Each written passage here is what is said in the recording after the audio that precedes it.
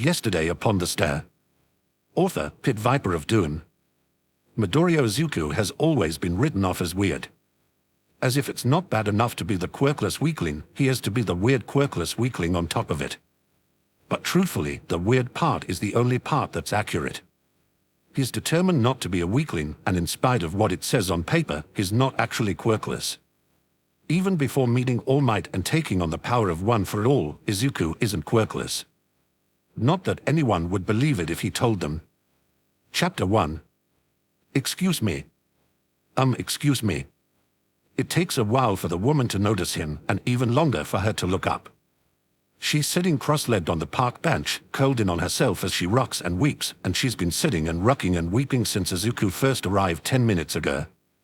He can feel a painful pressure in his throat just looking at her, and his eyes sting. He forces the feeling back. It's hard not to cry when other people are crying, and this woman's been sobbing her heart out while Izuku waited for everyone within hearing range of her to leave. He wishes he could say he was surprised, but just 3 days ago a supervillain was in the area. Heroes from a local agency took him down, but not before he took a few buildings down with him. The damage still lingers. Finally, slowly, she raises her head. "Were you talking to me?" she asks quietly. Izuku manages a smile. "Yes," he says. "There's nothing to be embarrassed about, not now when there's no one close enough to hear. Sorry to bother you. If you want me to leave dash." Her hand closes around his wrist, and Izuku manages to keep still and calm instead of startling. She can't help it, he knows she can't help it, but once in a while he still spooks. "No," she says. "No, please don't go." Izuku sits beside her gingerly. "It's okay," he says. "What's your name?" "I'm Midoriya." After a moment, she whispers, "Why Yamamoto?" "It's nice to meet you, Ms. Yamamoto." She's still holding his wrist. "Did you need help with something?" "Yes," she chokes out, and the sob isn't just for fear and sorrow, there's relief in it, too. "What is it?"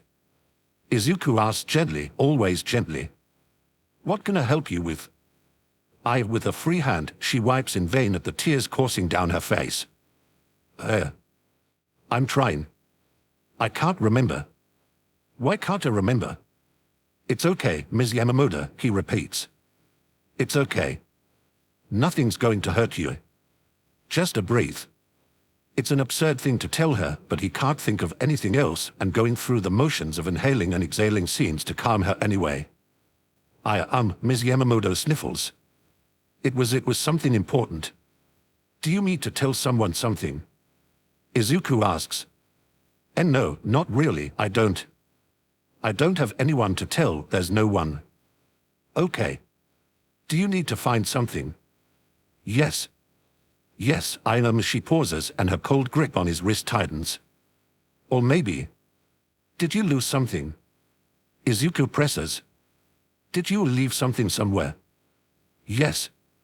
Her voice grates oddly in his ears, sending chills up his spine, but she's smiling through her tears. "Yes, yes. That was it. I left her. I left her." "Was it at home?" "At work." "Where did you leave it?" "Home," Ms. Yamamoto says. "Home. Take me home." Izuku nods and smiles at her in what he hopes is a reassuring way. "Tell me where." She takes him to an apartment building only a few blocks away. She lives on the 5th floor, she says, and takes the elevator up and down every day. Izuku bypasses it and takes the stairs instead. There's no convenient spare key hiding under a doormat, which is a minor hiccup for Izuku. He knocks, just to be sure, but when no one answers, he checks over his shoulders for witnesses or security cameras. When none appear, he picks the lock and enters. He's only just closed the door behind him when there's a faint, rhythmic jingling, accompanied by a high-pitched trill. Ms. Yamamoto lets out a sob as a small, one-eyed cat comes trotting out of the apartment's hallway, yowling over the ringing of the bell on its collar. As Izuku watches, the cat threads its way around Ms. Yamamoto's ankles and rumbles with a loud purr. The woman's fingertips ghost over the cat's fur, barely touching it. Izuku moves off and creeps through the empty apartment. It's not messy in any way, but it looks cluttered and lived in, and he can tell that Ms. Yamamoto never had any roommates besides her cat. There's a daily calendar on the kitchen counter showing the page for 3 days ago. At the foot of the pantry is a cute little mat with the cat's food and water bowls on it. Both are empty, and Izuku winces. He fills them after hunting and poking through pantries to find the cat food, and moments later the cat comes trotting back in and falls upon the bowls. Izuku checks the tag on her collar. The cat's name is Mika. I left her. Izuku looks back at the sound of Ms. Yamamoto's voice. The woman stands at the entrance to the kitchen, hands wringing at her sides. I left her, she repeats. 3 days ago, when that man at the building fell. I wasn't fast enough. She could have as she flickers, like an old video. For a split second blood runs down her face and her neat clothes are ragged and scorched with dark, wet stains, and then Izuku blinks and she's normal again. I left her. His eyes sting, and when he blinks his vision is blurry. It wasn't your fault, he says softly. She could have starved. Her eyes, or the blank white sockets where her eyes would have been 3 days ago, turned to him. She would have died, but you helped me. Izuku forces a shaky smile. Do you need anything else? Make sure she's okay.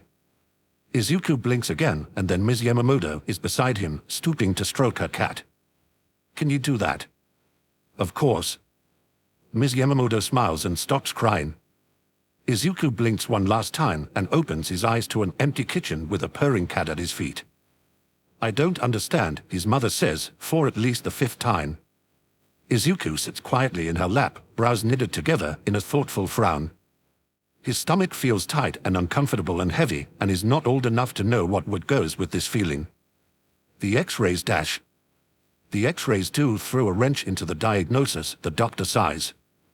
It's true, Izuku lacks the extra toe joint that we would normally associate with quirklessness. Statistically, his lack of a quirk is highly unusual, but dash. The other doctors said it was practically impossible, Mom interrupts. But it's time to face facts, the doctor continues patiently. Even if he does have a quirk, you can't register it if you don't know what it is. What do you mean even? He could just be a late bloomer. With all due respect, Mrs. Midoriya. The doctor's eyes are full of sympathy. His 6th birthday has come and gone. It's long past the usual window in which a quirk would manifest. Mom sighs deeply, and the doctor leans forward. There is a possibility. It's rare, but some people are born with what we call invisible quirks. Invisible quirks, the boy from the emergency ward echoes. He's a little older than Izuku, sitting over in the corner on the plastic chair where Mom left her purse, dripping water all over the floor. Izuku first saw him while having his height measured, and he'd introduced himself as Takota. That sounds kind of cool. Izuku perks up hopefully. With certain people, their quirks are so obscure that they simply aren't noticeable, the doctor explains. Or their quirk can only be activated under an extremely specific set of circumstances. Such people can go through their entire lives without even noticing their own quirk, simply because those specific circumstances never occur and there's no practical use for it. The doctor shrugs apologetically. That's the best explanation I can offer. Izuku's face falls. Across the room, Takota blows a raspberry. That's lame, he remarks. That's almost as bad as having no quirk at all. Mum is quiet for a while, lips pursed. What if he sees things, she asks at length. There have been times. I mean, he talks about people who aren't there. He'll talk to himself or stare at the wall for hours. When he was 3, he said something about his father tucking him in, and Hasasha died just after he was born. Mrs. Midoriya, the doctor says patiently. I know you're worried. And I know you want the best for your son and his dreams, but it's dangerous to nurse false hope. Children have wild imaginations, and if you encourage them to see something in nothing, it may be harmful in the long run. If he does have an invisible quirk, then it will either show itself or it won't. He stands up, putting on a smile. In the meantime, being functionally quirkless will in no way prevent him from living a normal and happy life. He's in excellent health and well-behaved on top of it. The doctor ruffles Izuku's hair, but Izuku barely notices. He's too busy watching as Takota rolls his eyes, gets up from the chair, and strolls out of the room, lazily swatting the jar of tum depressors as he passes. The jar wobbles and ticks over. The doctor glances over his shoulder with a frown. Odd, he mutters and goes to turn it right side up again. Must be a draft in here. Izuku stares at the jar and doesn't say a word for the rest of the doctor visit, even as Mom holds back tears, kisses him on the cheek, and takes him by the hand. He barely hears her, barely feels the gentle squeeze of her fingers as she leads him back out. He's too busy thinking, sifting through what he knows and what he thinks and what he remembers, piece by piece as it all falls together. No one else can see his friends, he knows that much. But that's the first time one of his friends has ever done something that someone else saw. He saw Dad, back when he was 3, he knows he did, he knows he didn't dream it, because Mom remembers him telling her. But Dad was dead. Takoda was dripping wet, but the floor is dry. But Izuku saw him knock over the jar, and the doctor saw the jar fall but didn't see Takoda. Izuku glances up as they pass through the hallway of the doctor's office. The hospital ward is close by, and Izuku looks around and sees. Among the doctors and nurses and patients, people pass by in stained hospital gowns, pale-faced and wondering. Lust. One of them wanders close to Mom, calling for her husband, and Mom doesn't even turn her head. Izuku reaches out, and his fingertips brush cold skin. The woman turns her tear-stained face to him, meets his eyes, and vomits blood. Izuku hides his face in his mother's side and cries. She doesn't see what he sees. She has no way of knowing that he's crying with fear. She thinks it's because he doesn't have a quirk, or because he has a quirk that's so useless that he might as well not have one at all. He ought to be happy. Because he does have a quirk after all, and it's not a useless one. And when he's cried all his fears away, when they're safe at home, then he'll tell his mother that she has nothing to be sorry about after all. He leaves the collar on when he takes Mika to the no-kill shelter he usually goes to for this. They'll call the number on the tags, do their homework, and find out that the cat's owner has passed away. She's a cute cat even with her left eye missing. She's friendly and loving, white with grey and orange patchwork fur and a trilling purr. She has a good chance of being adopted, and then she'll never have to go hungry by herself again. He gives the woman behind the counter his cell phone number, just in case. The whole incident makes him late getting home, but not late enough to miss dinner. Mum is still busy in the kitchen, so Izuku parks himself in front of the TV and turns it on. The volume is as high as they dare to keep it without disturbing the neighbors. It always is. It drowns out the strange whispering in the pipes, the odd door that slams on its own, and the myriad noises that could be written off as the house settling if they weren't so frequent. Izuku flips the channels listlessly until coming to rest on the one he's looking for. A jingle of faux ethereal music signals the end of a commercial break, accompanied by a round of applause from the studio audience as the host of the show strides out on stage. His outfit is nothing short of goody, a spangled silver waistcoat over a pressed white shirt and bright blue slacks. Rounding off the ensemble is a bolo tie, for heaven's sake, with a decorative half-moon clasp. The announcer introduces the flashy host with a moniker that makes Izuku cringe with second-hand embarrassment and purge it immediately from his memory. There's a lot of sound effects, wild gesticulations and grandiose announcements in an amplified voice that drags out every vowel. Audience members approach the stage for the chance to be on TV for 15 minutes, and the garishly dressed show host proceeds to exorcise demons from one, make contact with another's deceased husband, and cure another of their recurring nightmares. At one point he swoons, staggering with the effort of using his quirk. One audience participant is reduced to tears when the host holds an emotional one-sided conversation with her twin sister who died as a child. The stage is empty but for the host and the crying woman. He's talking to thin air. He's been talking to thin air for as long as Izuku has been watching. I don't understand how you can watch things like this. His mother pauses at the doorway and steps in to stand right behind where Izuku is sitting. She leans on the back of the couch and sighs, shaking her head in disapproval.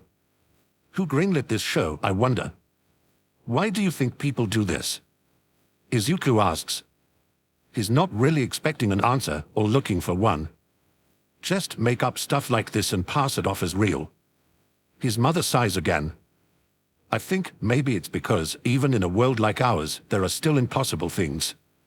Or things that everyone thinks is impossible. She drops a kiss on the top of his head. Even if they may be wrong. And as long as there are impossible things, there will be people who want those things to be real. She snorts a little, then. And as long as people want something, there will be others who use that want to make easy money. But it's not impossible, Izuku says quietly. His throat feels tight. In the world we live in, we can't even know what impossible is. He waves a hand vaguely at the screen. It's just because of stuff like this that everyone thinks it's a big jerk. He's still staring at the screen, watching the gaudy spectacle of a show, but he can feel his mother's eyes on him. He knows she worries. I know, Izuku, she says at length. And of course it's not impossible, you're proof of that, aren't you? And one day people will know that. I may not know much about ghosts, but if anyone can find a way, it's you. Another kiss, and Izuku manages a smile. Thank your lucky stars you got your mother's brains. Don't worry about conmen like that. Your quirk is your own and nobody else's. It'd be nice if it was any good for hero work, Izuku mutters. And even if it was, I'm still quirkless on paper, so no school's gonna want me dash. Hey. Mom touches the side of his face gently. He looks up at her automatically, and his heart sinks a little at the pity on her face. I'm sorry, Izuku. I know it isn't what you wanted. But you know, you don't have to be a pro hero to help people. You help people that heroes don't even know need help. She smiles again. And I think that's really cool, don't you? Izuku changes the channel. When he doesn't reply, his mother finally leaves the room. His hand is a fist, almost painfully tied around his pencil as he tries to turn back to his homework. In spite of Mom's encouragement, the show has left him with a gross feeling in the pit of his stomach. It really isn't fair. It's like crying wolf, only everyone else has done the crying, and now that there really is a wolf on his hands, he's at a loss for what to do with it. Hoping to lift his mood again, Izuku turns to the news to see if he can catch any superhero reports. There's not much. At some point during the afternoon, Kamari would stop to corner store hold up, but beyond that it's been a quiet day. Izuku's interest wanes, and he finally turns his attention to school assignments while the news reports drone on in the background. He's nearly done with his math homework for the day when the reporter's voice fizzles out. At first he doesn't notice, but then the static blares and his pencil jerks and scores a dark line on his paper. Grumbling to himself, he shoots the TV a scowl. The screen blinks black, then static. The whiteness falters and shorts out, and for a split second it looks like the picture might be coming back. Or a picture, anyway. It doesn't look much like the news. It looks like a video of an empty room, but it blinks out too rapidly for Izuku to tell for sure. As he watches, the image breaks up and gives way to static once more. Oh dear, Mom mutters as she passes through the room again. She picks up the remote and tries to change the channel, to no avail, before handing it to Izuku. You know, this is the third time this week. The static gives a violent jerk. As Izuku watches, a pale hand emerges from the screen, claw-like and grasping at empty air. The hand reaches down to the floor, nails scraping for purchase, and a head comes out next. Black hair, tangled and stringy, spills from the white static, followed by shoulders, another groping hand, and finally the pale apparition claws its way out of the screen and onto the living room floor. Well, let me know if anything changes, Mom sighs. Dinner's almost ready. Okay, Izuku says. The corpse-like figure drags itself across the carpet, face shrouded in dark hair. Izuku finishes the last math problem. His mother leaves the room. The apparition grabs his ankle. I'm pretty sure that's bad for the TV, Izuku says, twitching his foot. Her hand feels cold, even through his sock. The noise she makes in response sounds nothing like any noise that a little girl of 8 or 9 ought to make, but it does sound strikingly similar to the TV static. As if to prove him wrong, the screen blinks again, and the news is back. TV's okay, Mom, he calls toward the kitchen. Oh, good. You two play nice, now. The couch cushion doesn't tip when the pale ghost sits beside him, but a dark, damp head does get in the way when she leans over to look at his homework. Izuku scoots over, positioning himself so that he has room to work and she has a better view of it. It's pretty boring, Ray, he says, a little apologetically.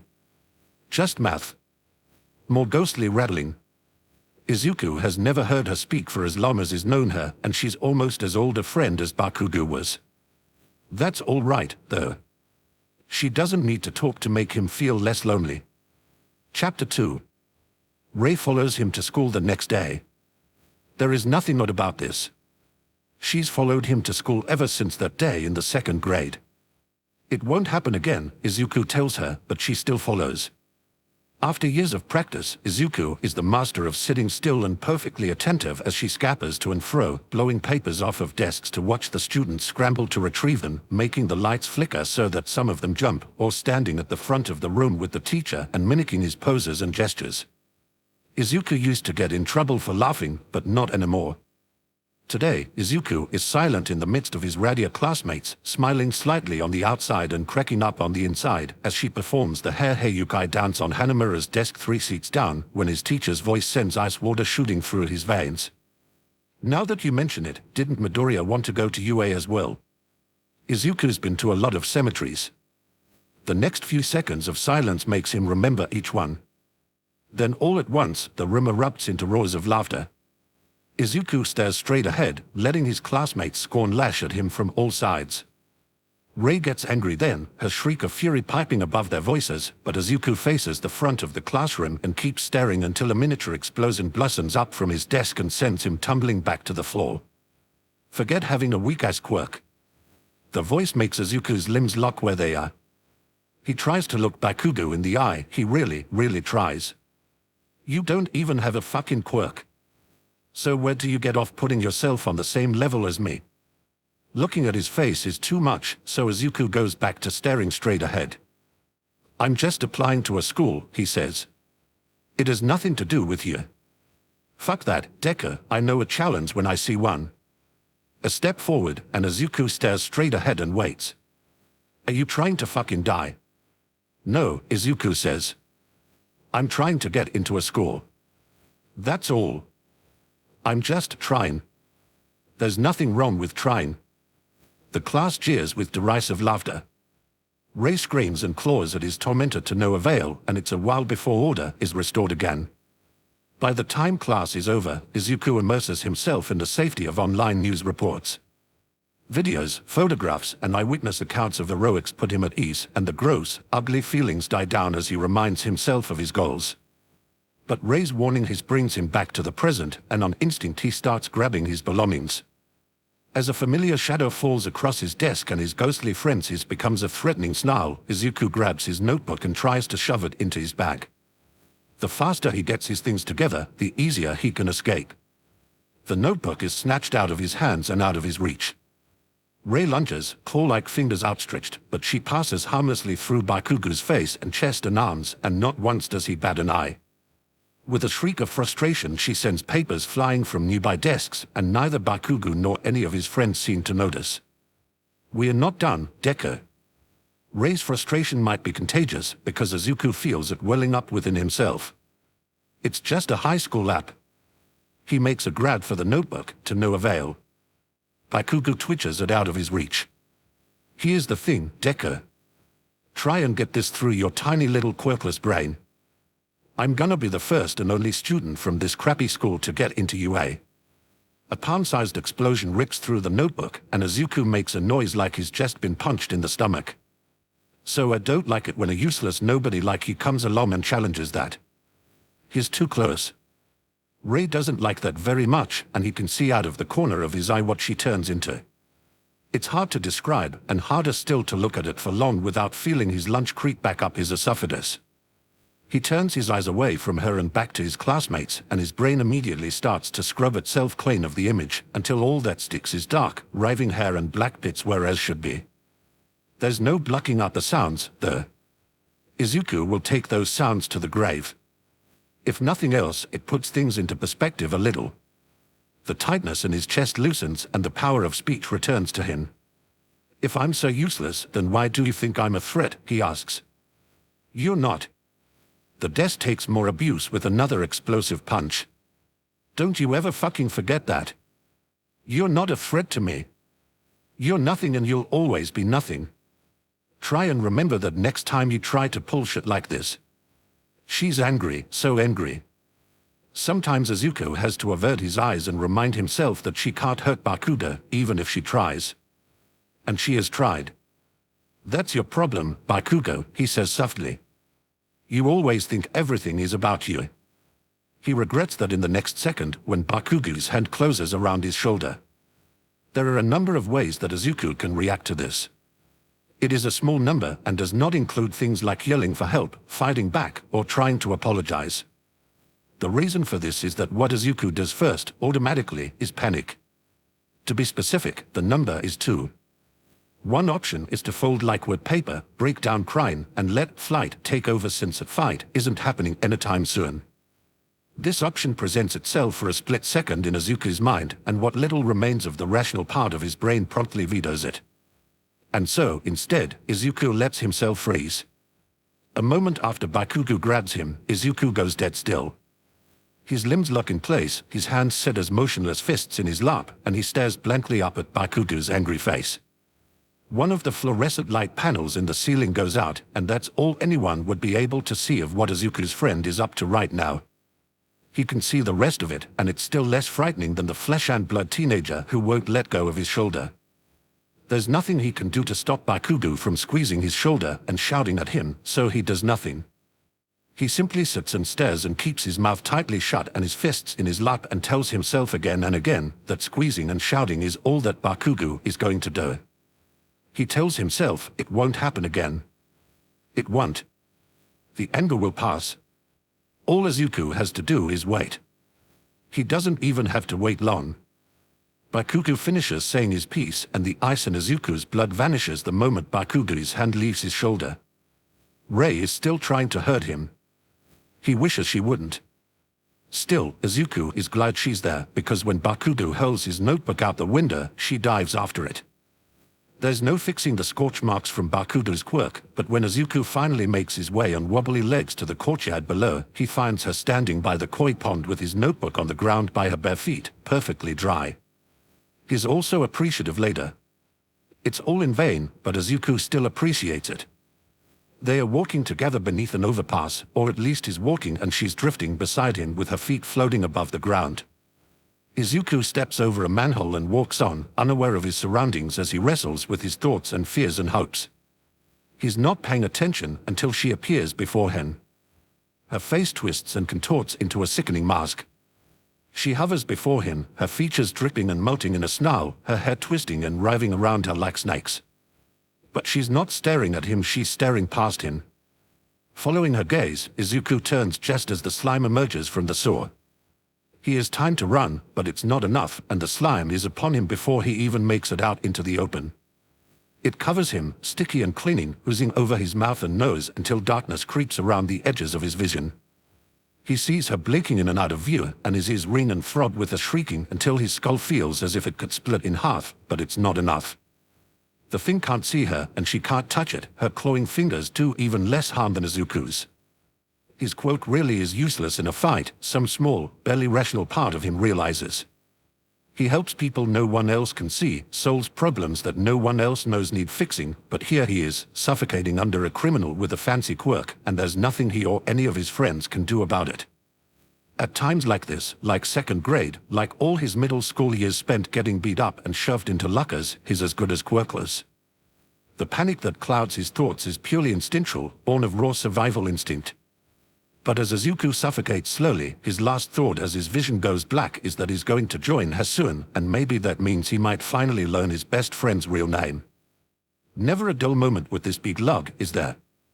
You're getting slow, she tells him fondly. Time was, you'd have caught him like a rat by the tail before he even made it to the manhole cover. Toshi doesn't reply. He never does. Truthfully, Shimo Nana is a poor judge of speed these days. He could be outpacing the bullet trains and still she'd be right at his heels without breaking a sweat. Of course, that's not fair to say, she couldn't sweat if she tried. One can't sweat without skin, or breathe without lungs, or get tired without a body. One can't do much of anything, really. So she follows and watches, and her brilliantly witty commentary falls on deaf ears. Today, her faithful student has chased a criminal down into the sewer system. It's a petty criminal, hardly worth calling a villain, but Toshi never could ignore a cry for help. Unfortunately, he's gotten a bit turned around, and there's little she can do to help or direct him. No, all Nana can do is drift along behind him, as she's done for years, watching as he races and backtracks and finds the right path. The criminal's body is viscous sludge and his left tracks in his haste. Not that Nana was otherwise worried. Tashi always finds his way eventually. The screaming makes her jump. She's been around for a while, long enough to know what's part of her new normal and what isn't. This isn't the scream of an innocent in danger. She knows it isn't, because if it were, then Tashi would hear it and Tashi would haul her straight to the source instead of loping along at the same place, following the patches of goo left by the culprit. This is the sort of scream that nails on chalkboard could only dream of matching, the kind of gut-wrenching noise that feels like screws driven into your ears, the kind that sounds like many voices in one, that shakes walls and rattles windows and becomes the soundtrack of your nightmares for weeks to come. Not that Nana ever sleeps anymore. But in spite of Tashi's obliviousness, he's still heading right toward it, and that means that Tashi is heading for something that he might not be ready for. And what kind of watchful ghost would she be if she stood by and let it happen? In a blink she's ahead of him, following her ears and whatever other senses drive the dead to act. She leaves Tashi behind, and the trail of slime becomes thicker and thicker until she ascends up through a manhole and... oh dear God! The slime villain is there and is not alone.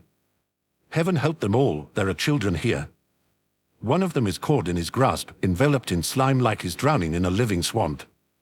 His movements ebb and slow, getting weaker and weaker by the second as he loses consciousness. And the other is still screaming, form shifting and twisting as she howls fit to wake the dead.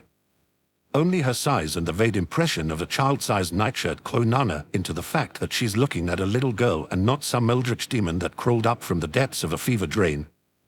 The rest of her is all writhing, twisting shadows, fingers that stretch like the shadows of branches through a dark window, wild tendrils of black hair, and a face that burns Nana's memory white.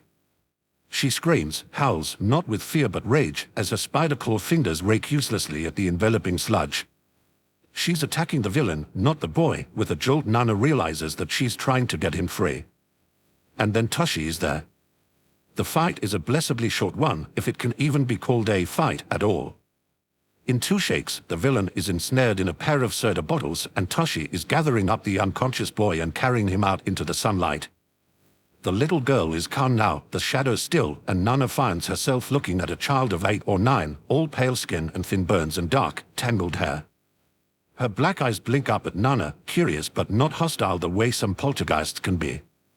Nana smiles at her, and after a moment's hesitation and a glance toward the still living boy, the little ghost smiles back. It's an unsettling smile, to be sure, but a sincere one. "Friend of yours?" Nana asks. The girl nods. "Ah. That's very loyal of you. Don't you ever get lonely? He'll have a long life to live, you know." The girl wrinkles her nose with a wry smile, like she finds Nana's words funny somehow. It's a relief when the boy awakens, and highly amusing when he goes into starstruck conniptions over meeting Tashi. Nana wishes she could sneak up and give her old student bunny ears, something to show this poor kid that he's the biggest dweeb and there's nothing to be nervous about, but it's not like the boy could see her anyway, so she hangs back. The girl's fingers are like ice cubes when she takes Nana's hand. She tugs at it until she has Nana's attention and points to her stammering friend with an eager smile. "What?" Nana looks at him, but beyond making an adorable fool of himself in front of her student, he isn't doing anything noteworthy. The girl points more urgently, but she doesn't speak, and Nana isn't fluent in children, much less ghost children. "I'm sorry, I don't know hell." Tashi takes off then literally, like a rocket, with the boy clinging to his leg, and it's all Nana can do to keep from laughing herself to a second death as she follows. "Is it possible for me to become a hero like you, even without a quirk?" the boy asks, and isn't that a trick of a question? Nana's a bit distracted from it, though, seeing as how there's only a rapidly dissipating cloud of smoke standing between Tashi and an unwanted discovery. She wishes she could wave her arms and cause a distraction, clap her hands over the boy's eyes, something to help Tashi hide, but it's no use. A simple gust of wind reveals Tashi's sickly, gaunt true form, and the boy leaves off his embarrassed rambling to make a noise not unlike a stepped-on mouse. "Rotten luck," Nana sighs, though she knows Tashi can't hear her. "You might as well make a break for it before this kid plasters your sorry mug all over Instagram." What's going on? You're not," the boy splutters. "Come on, just leave already," Nana urges. It's like yelling at characters on a movie screen sometimes. You'll be back to full strength tomorrow, and it's not like anyone's gonna believe him if he tells them he saw All Might deflate like a sad muscly balloon animal. The kid's face tightens, eyes twitching, with what Nana abruptly recognizes as a stifled snort of laughter. She glares at him. Is he laughing at her student's misfortune? Before she can get properly angry, he quickly schools his face into a more neutral, curious expression.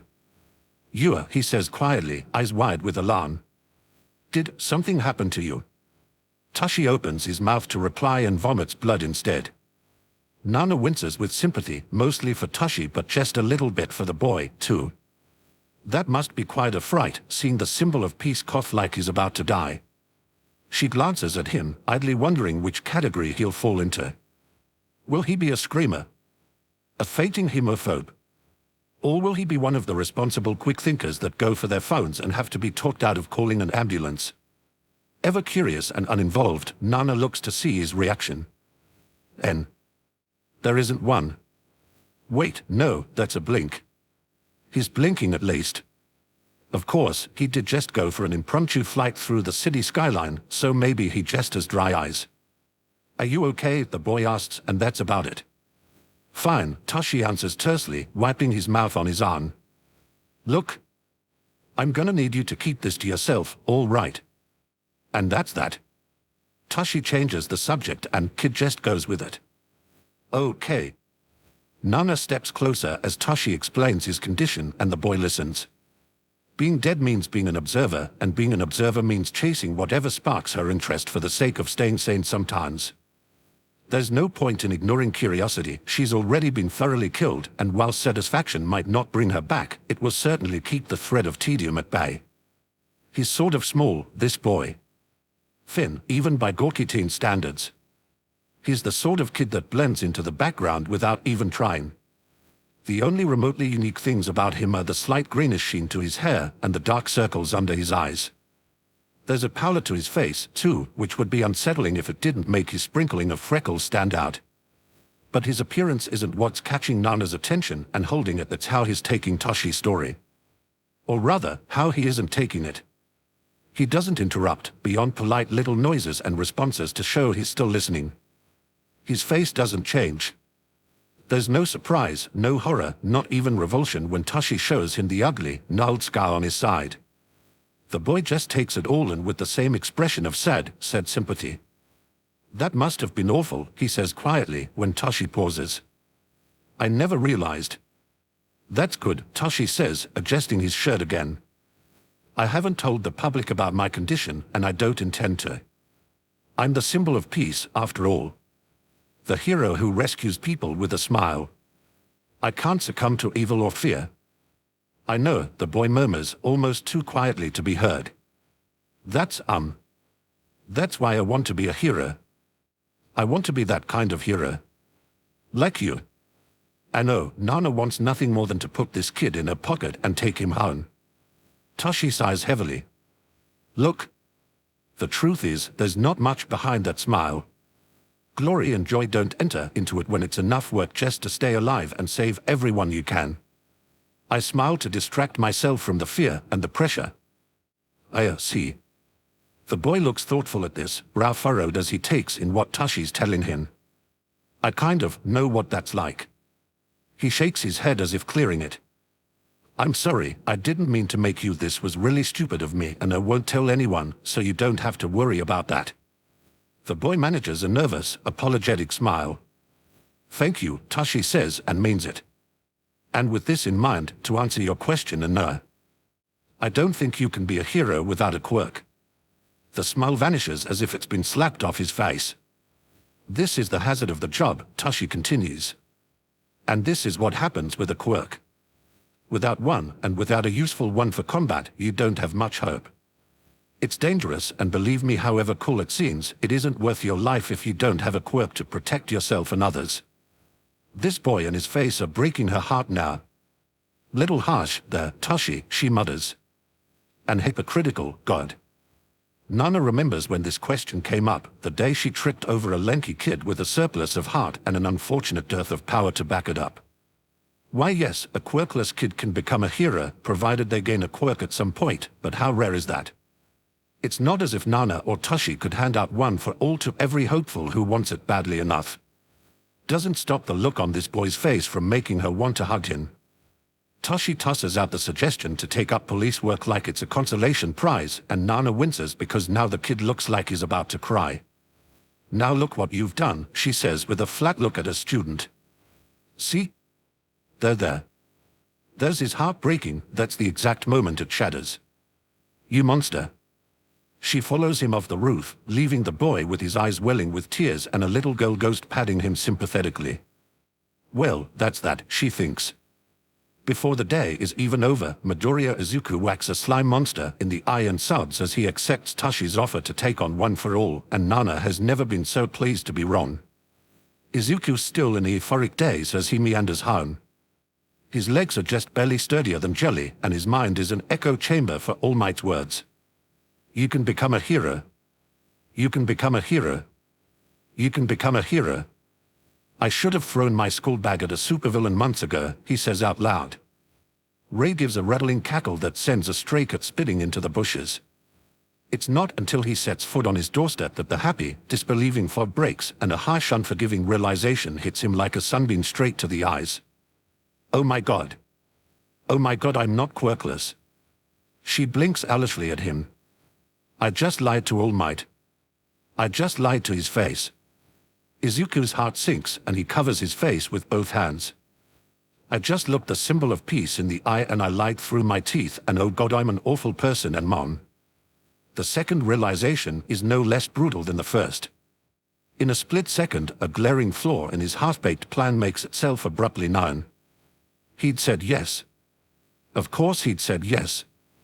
All Might, the symbol of peace, the #1 hero, the greatest active pro that Izuku had ever heard of, the man whose face was plastered all over his bedroom walls, had stretched out a hand and offered to personally train him as a successor and pass a powerful quirk into his keeping. What was he supposed to do, shake his hand and say no thanks? Mom's never gonna agree to this, he whispers. She gives him a flat look. I can't just not tell her.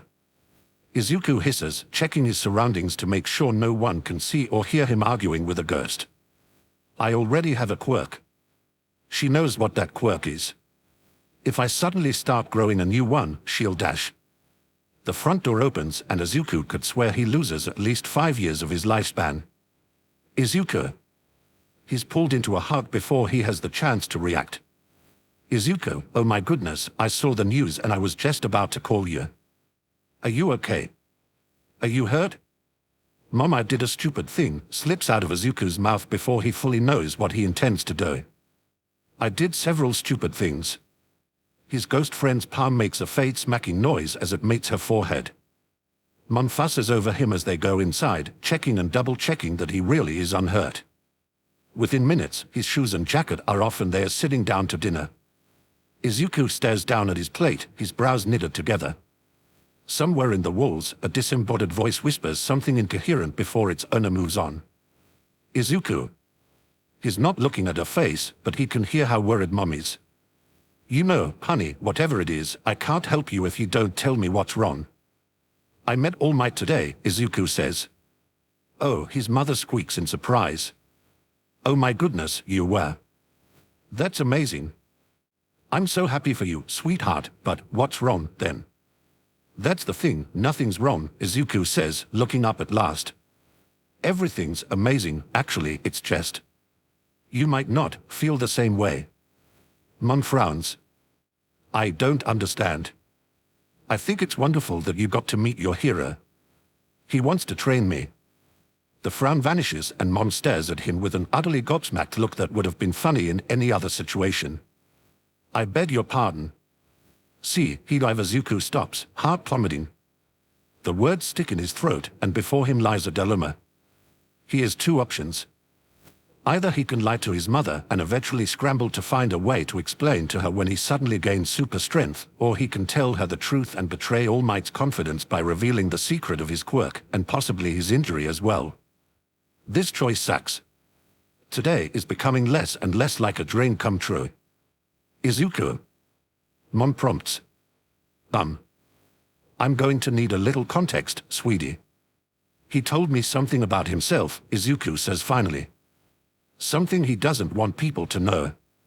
But I can't do this without telling you about it, and I can't tell you about it without telling you that thing. So I'm just stuck. Oh. Mom's face falls. Oh, sweetheart. That's a tough position to be in.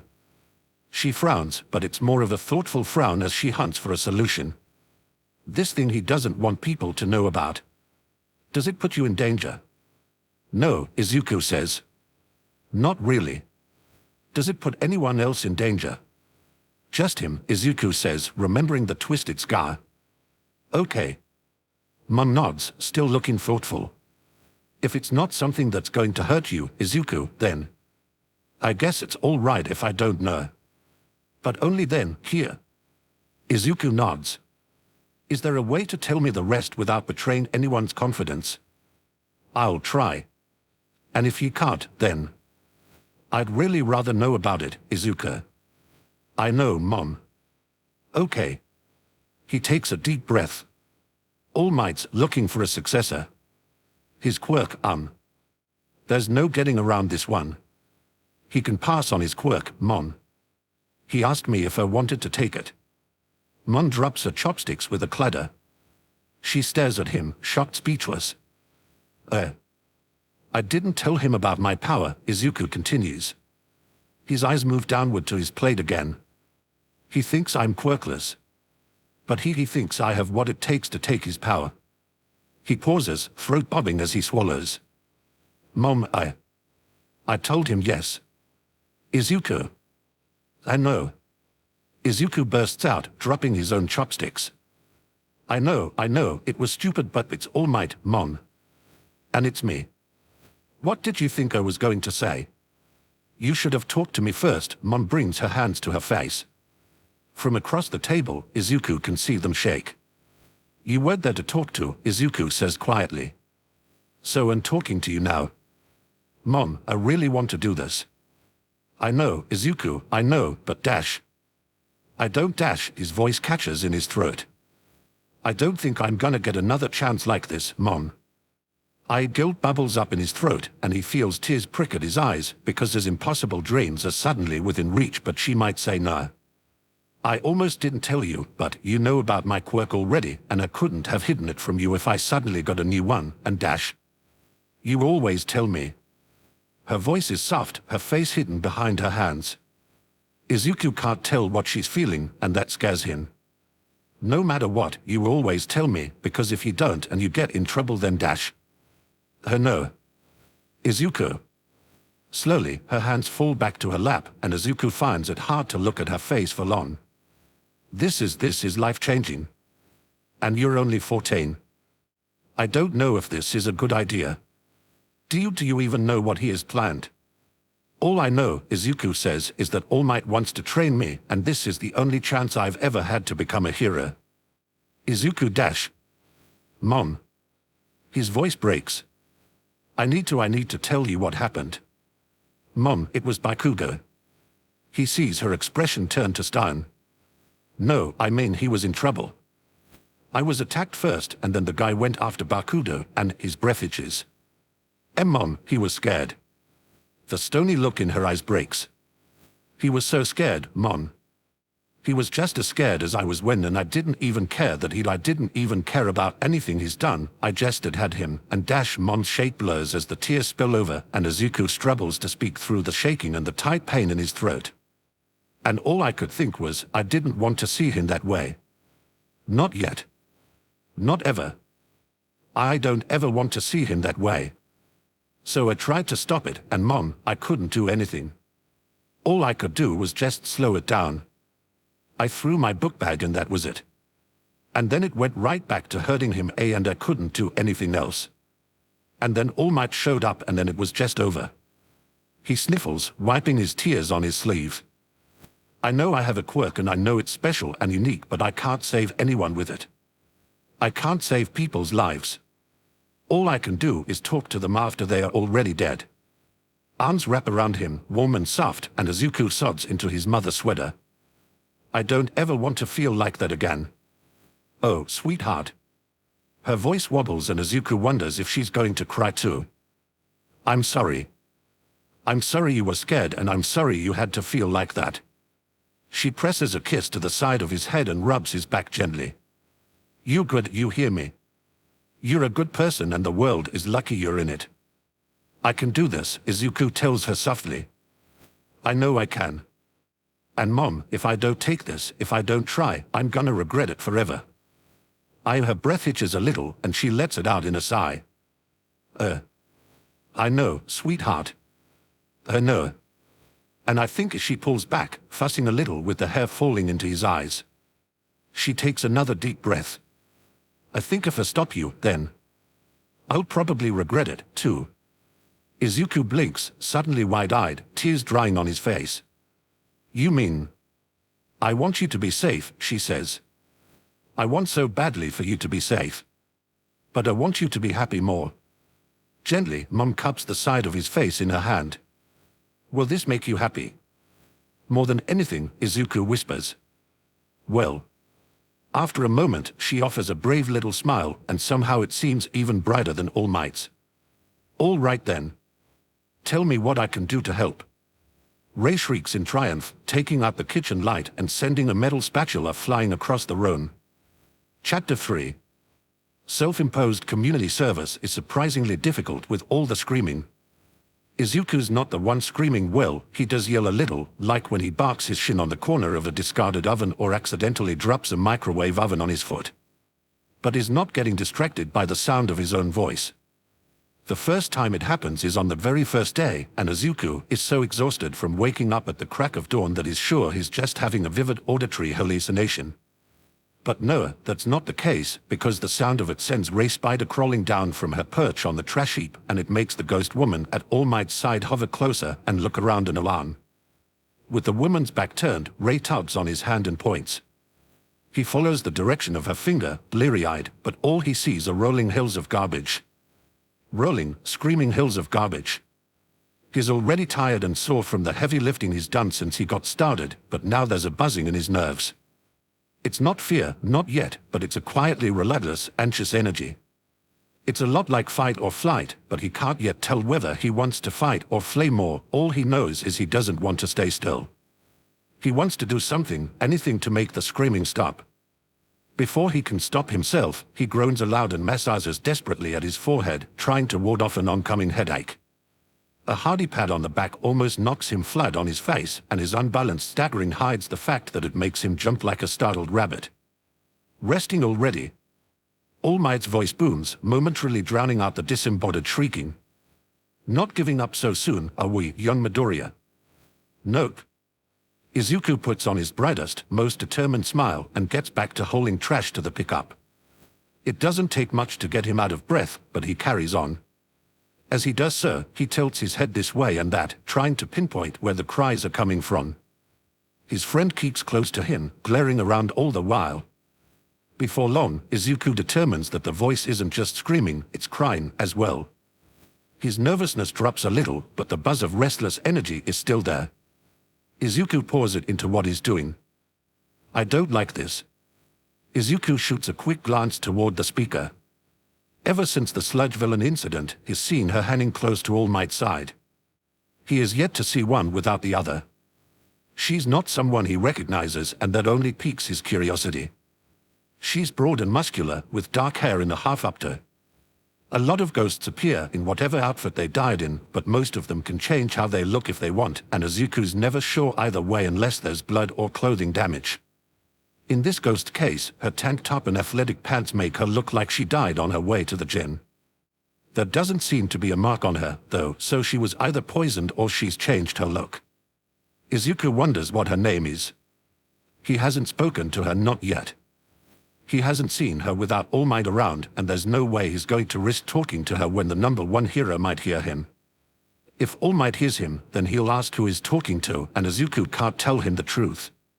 He absolutely can't. Izuku has his chance, his first and only chance to become a hero. There's no way he's risking it when he's barely even started. All Might doesn't have to know. As he watches from the corner of his eye, the woman aims a sword at the back of All Might's head that goes right through him. Well, I'm gonna go check that mess out and I'll hopefully figure out a way to clue you two knuckleheads in on a screaming rage ghost if I need to. Sit tight, Tashi. She vanishes then into thin air. Izuku purses his lips as he stoops and wraps his arms around what looks like the remains of a microwave oven. If it does prove to be dangerous, then he'll have to find a way to warn All Might without revealing too much. Can he make up some excuse for them to leave without making All Might think he isn't serious about this? Before he can think further on the subject, the haunting voice is joined by a second, and that's when the eerie wails turn into what sounds like the ghostly shrieking equivalent of the noises cats make when they fight in an alleyway. Izuku certainly isn't expecting it, because that's when he drops the microwave oven on his own foot and adds his own high-pitched yelp to the den. Thanks to disuse and decay, it's only about half a microwave oven by now, so Izuku avoids a broken foot. He can't quite dodge All Might's attention, though. Ha ha, whoops. Gingerly he pulls his foot out from under the broken appliance. Silly me, be butterfingers, ha ha. No harm done, don't worry about it, I can just pick it back up. He does so, still chunning to himself with the faint hope that All Might will brush this off. Yep, still going. No problem. After the truck. Except there's a very good chance that All Might's ghost friend is tangling with an unhappy poltergeist at the moment, and Izuku has no way of escaping his attention long enough to defuse the situation. He loads the broken microwave oven and almost bumps into Rei. Her hair is beginning to stir without any help from the wind, and that's usually a good sign that she's uneasy, too. Izuku chews his lip and dawdles over choosing the next piece of trash to grab. The woman must be someone All Might knows. She doesn't look enough like him to be a relative, maybe a friend. A girlfriend? Did All Might ever even have a girlfriend? He certainly has a lot of female fans. He's getting off track. The point is, if she's spending her afterlife following him around, then there was some kind of bond. There had to be. Rei's different. If it weren't for the fact that he could see her and hear her and talk to her, Izuku doubts she would have given him a second thought. But if this woman is important to All Might, well, sitting by while she gets in trouble with a poltergeist doesn't sit right with Izuku.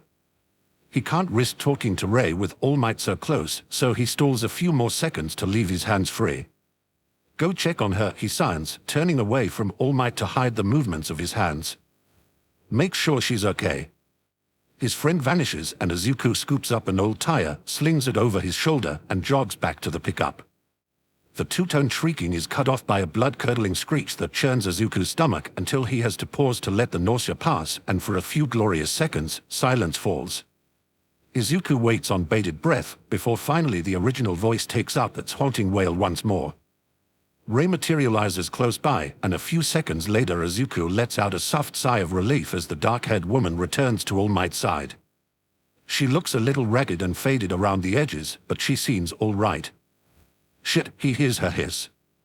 Shit. I've gotten weak too, Tashi. Time was, I could have ended a fight like that with my pinky finger. Now I need little monster girls coming to my rescue. No offense, sweetie, thanks for that. How? Okay. Just gotta stay away from that sedan. For the love of God, Tashi, stay away from that sedan. Izuku tosses a glance over his shoulder, frowns a little, and spots the car in question. It's just as battered and disused as everything else in this shoreline junkyard, bent and warped out of shape, most of its windows smashed, and it's in the direction that the wailing is coming from. It's also just within the area All Might set him to claim, but well out of his reach for now. At this point he'd need climbing gear just to get to it through all the rest of the trash. The wailing breaks into a sob, just for a moment.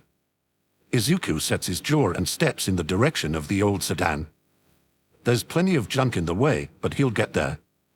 He is to poltergeist or not, there's someone who might need help, and is not going to consider this job done unless he cleans that up, too. He sets his shoulder against a broken-down washing machine, digs his heels into the sand, and keeps working. It takes 2.5 weeks for him to reach the sedan. If All Might notices that he's moving in a specific direction, he says nothing and Izuku offers neither acknowledgement nor explanation. The woman notices, though, the woman who follows All Might. She was always nervous, what with the continuous screaming echoing through the trash pile, but a few days before Izuku reaches the car, she realizes that he's headed straight in that direction. She tries to stop him. For the better part of that day, Izuku works through her warning shouts on top of the screaming. He tries to signal her when All Might's back is turned, but she never notices. And she won't try to stop him physically because Rei growls when she gets too close. He thinks about taking the risk anyway. All Might is in his skeletal true form more often than not. Is he more or less observant when he isn't using his quirk? It comes to a head the day Izuku finally clears the path. He manages to haul away 3 bicycles that got warped and tangled together, and that turns out to be something of a keystone in clearing the way to the sedan. After Izuku wrestles the mess into the back of the pickup, he runs back to continue. All Might watches and waits, gaunt enough to be drowning in the jacket he's wearing. The path that Izuku has cleared cuts between 2 larger piles like a narrow valley of garbage. At the top of the pile on the right, there's a television set balanced somewhat precariously. It looks stable enough to most, but most don't take into account the outbursts of anxious ghosts. One step at a time, young Midoriya, All Might is saying as Izuku comes jogging back. At your stage, I doubt you'll be able to move that. He nods to the broken-down sedan. Unless, of course, you'd like to try. I'll get to it, Izuku says and resists the urge to rub at his ears. The screaming is almost close enough to hurt at this point. No, you won't. The ghost who follows All Might sounds all the more agitated. She blinks in and out of view, ending up perched at the top of the pile on the right. Izuku shoots her a look, but she's too upset to notice. Stay away from there. Both of you. Tashi, I mean it. Izuku's friend hisses back at her, and the woman's form flickers. Can't we warn them? She yells back. The force of her frustration rattles Izuku, and she bumps against the television set. All Might takes a step closer to the pile. Izuku doesn't even think about it. His hand shoots out, blocking All Might from taking a step further. At that moment, the television teeters over, falls, and hits the sand just a few feet in front of them. Shit! Izuku hears the ghost woman hiss, before Rei Spider crawls up the pile to shriek her fury right in the woman's face.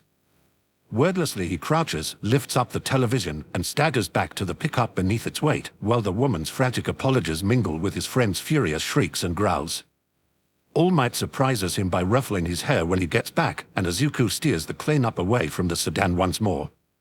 It's only that night that he dares approach it again. Once he's eaten and finished his homework, his studying, and daily scheduled exercises, Izuku makes his way back to the beach. All Might and his protective tag-along are nowhere to be seen. Izuku is alone except for Rei, and free to do whatever he needs. Stay back, he tells her. She scowls at him, and he glares back. Stay back. I just need to talk to them. Sen crunches beneath his shoes as he meanders his way through the garbage. The poltergeist still screams and cries, louder and louder, as Izuku creeps through the path he made and approaches the broken sedan. His pace slows until he's inching forward. Step, then pause. Step, then pause. Step, then pause. Finally, Izuku can reach out and brush the bent door with his fingertips. A pale hand, blooded and missing 2 fingers, thrusts out the window, seizes him by the wrist, and yanks. Izuku catches the edge of the door, and that's all that keeps him from getting dragged through the broken window. He's still pulled to the opening and finds himself almost nose to nose with the wailing ghost. Her face is battered beyond recognition, her skull caved in and misshapen. Shards from the broken windshield protrude from her throat, and a scream bubbles wetly.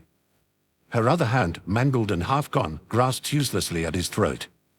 Terror rushes him, and for a split second Izuku drowns in it. It fills his chest and moves outward, buzzing just beneath his skin, filling his head like cotton.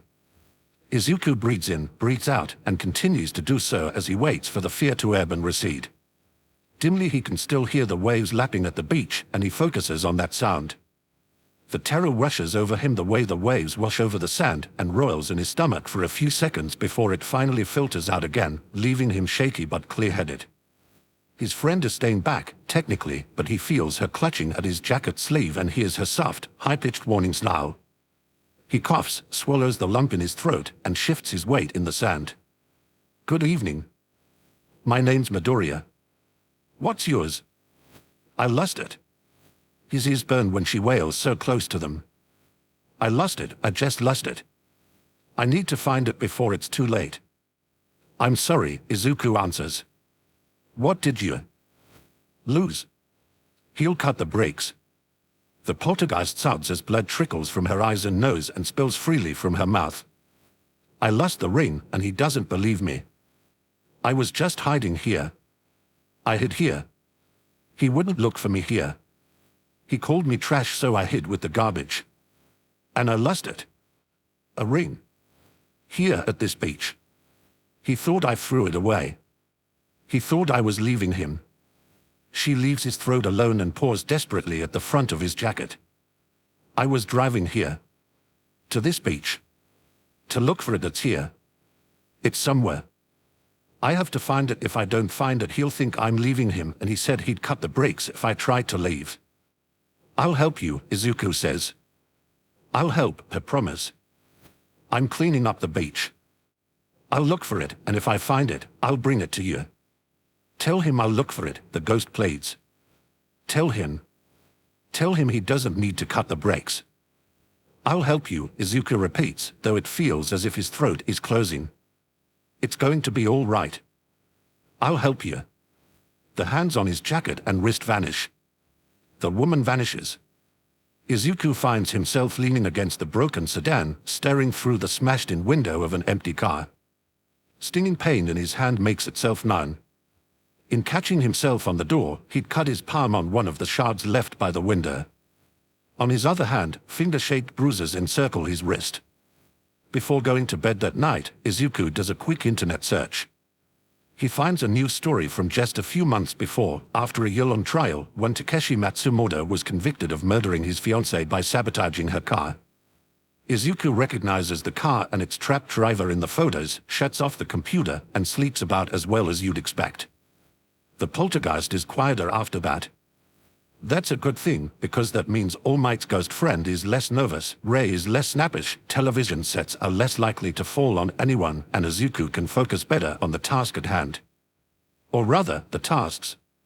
It's entirely possible, highly improbable, that he's stumbled across the ring and thrown it away by accident already.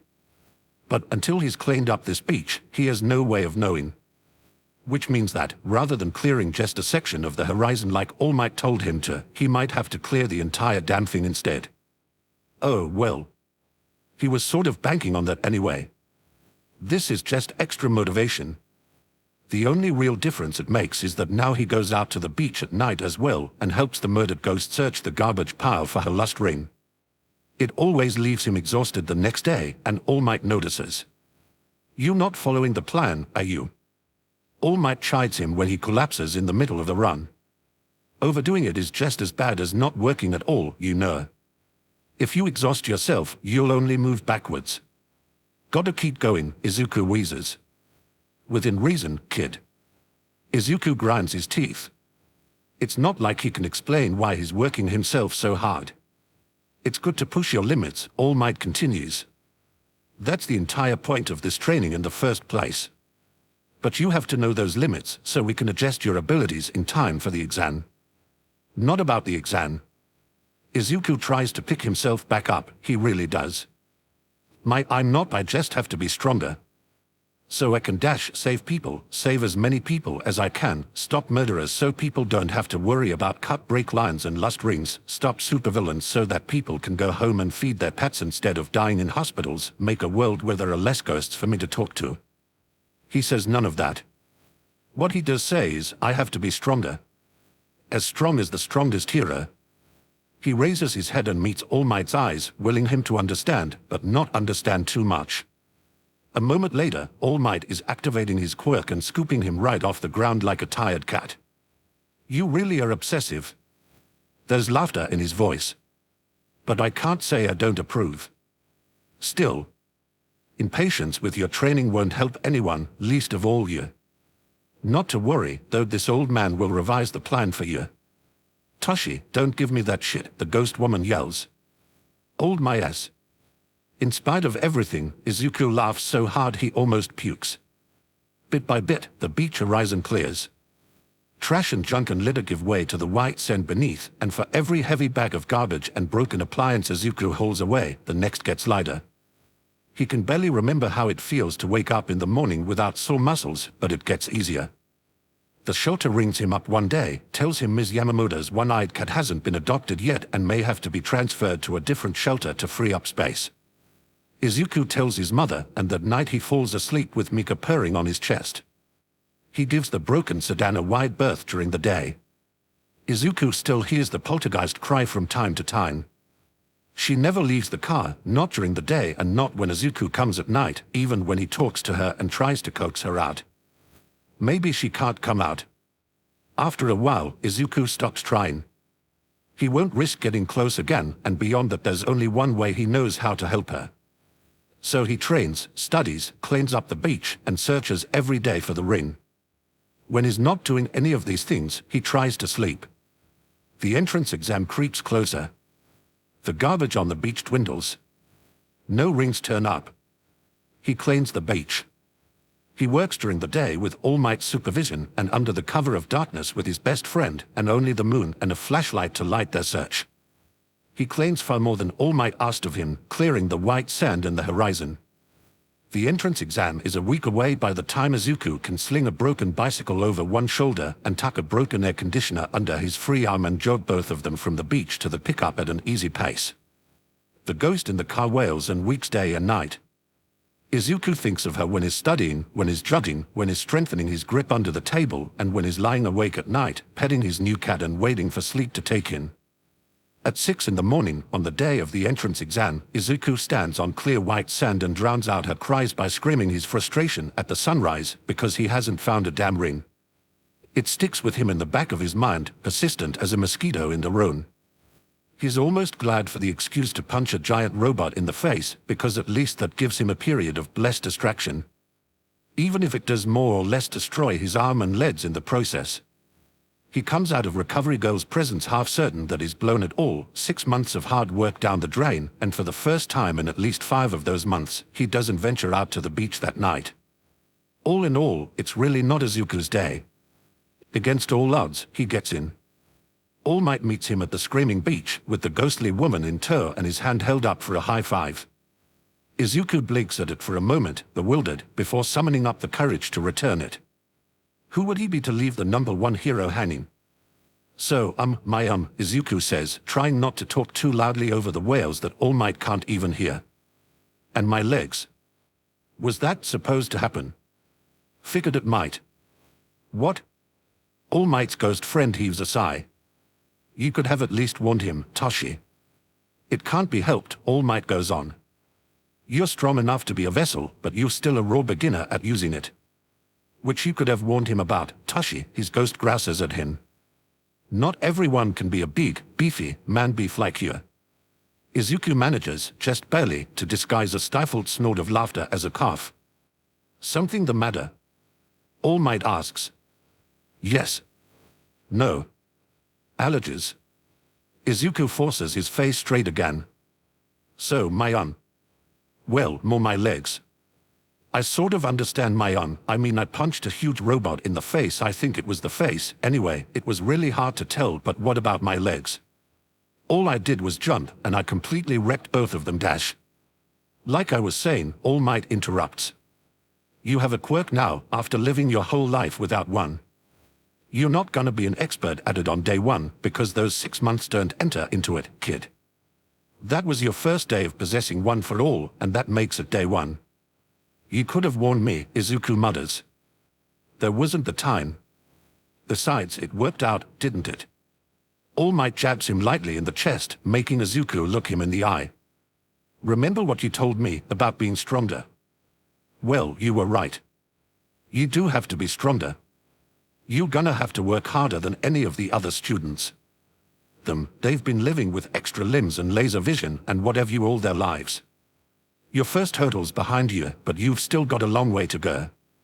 He bends a little, so that they eye to eye. And I promise you, I will help you get there, understand? There's a swelling feeling in his chest as Izuku nods vigorously. Ray jostles his arm excitedly, and he tries not to let his shaking show. And on that note, All Might continues, reaching into his pocket. There's something I wanted to show you.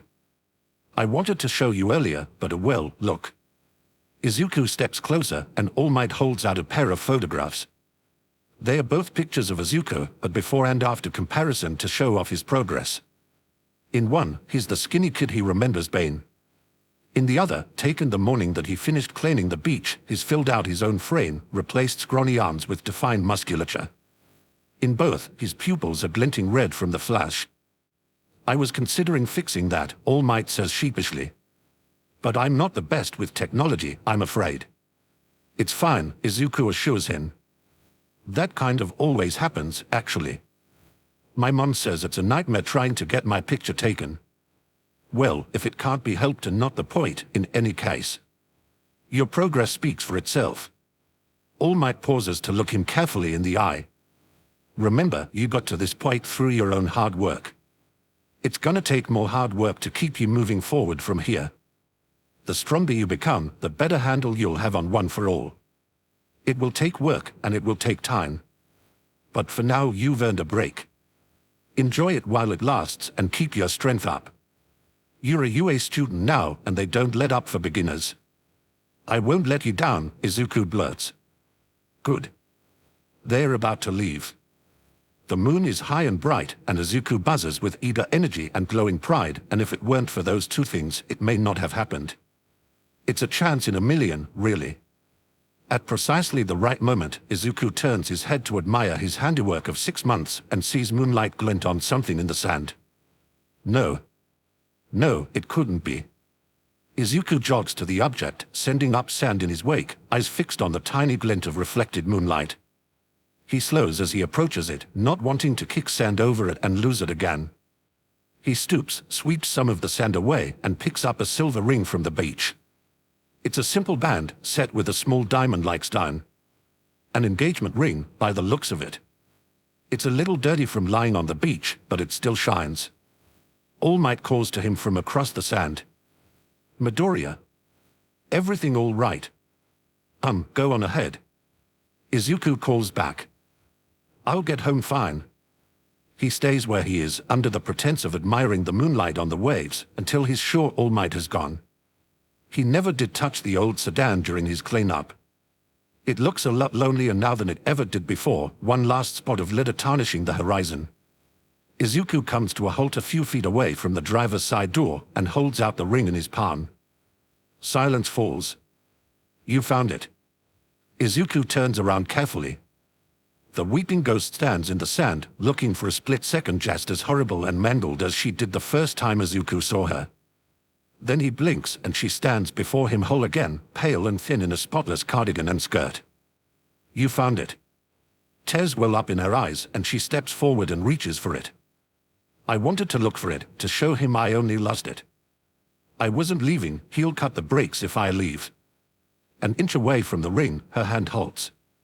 Izuku can't tell whether her form is flickering or she really is shivering. More tears come and her voice trembles and cracks. Only.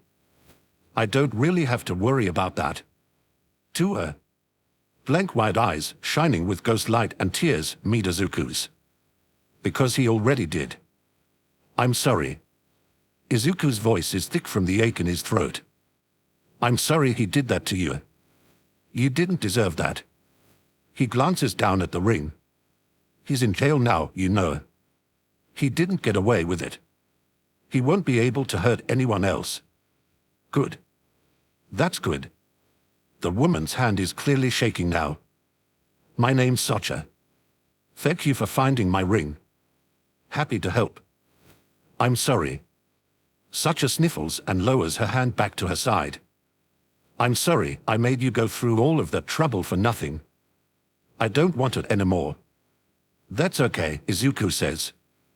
I don't think he needed it. And it wasn't for nothing. It really wasn't. I can't remember the last time somebody helped me. Just because. Socha lifts her hand again, but only to wipe her eyes. Thank you. Thank you so much. I won't forget this. Izuku smiles. I don't think I will either. I don't know if I can explain it, but you sort of helped me, too. Thank you. Socha doesn't reply, but she nods. Do you think Izuku's throat bodds as he swallows? Are you going to be okay now? I think yes. Sacha smiles through her tears, and it's one of the brightest smiles Izuku's ever seen. I think I can go now. I'm okay. I'm going to be okay. By the time Izuku blinks away the tears in his eyes, she's gone. The car is empty. The beach is silent. He sniffles a little and wipes his eyes. A chill in the air makes him look up to see Ray hovering nearby, beaming. How about you, huh? He asks. Think you'll ever? She looks thoughtful at this, then shrugs and flits closer to give his arm a hug. Well, okay, Izuku says. If you're sure. He goes home, and his limbs are heavy but his heart is light. Chapter 4. Izuku is no stranger to fear. He's an expert at fear. He breathes through a pounding heart, eats through butterflies in his stomach, and sleeps through creaking doors and moaning in the walls. When fear comes knocking, he greets it like an irritating roommate and goes on with his day. And yet, when Bakugo's glare burns a hole in the back of his head, he wants to run. When Bakugo follows him outside, he wants to hide. When Bakugo grabs him by the shoulder and shoves him up against a wall, he wants to curl up and wait for him to go away. But he can't, not with Bakugo holding him upright. So instead, Izuku feels himself freeze up again. Ray tries to drag Bakugo away from him, but it won't work.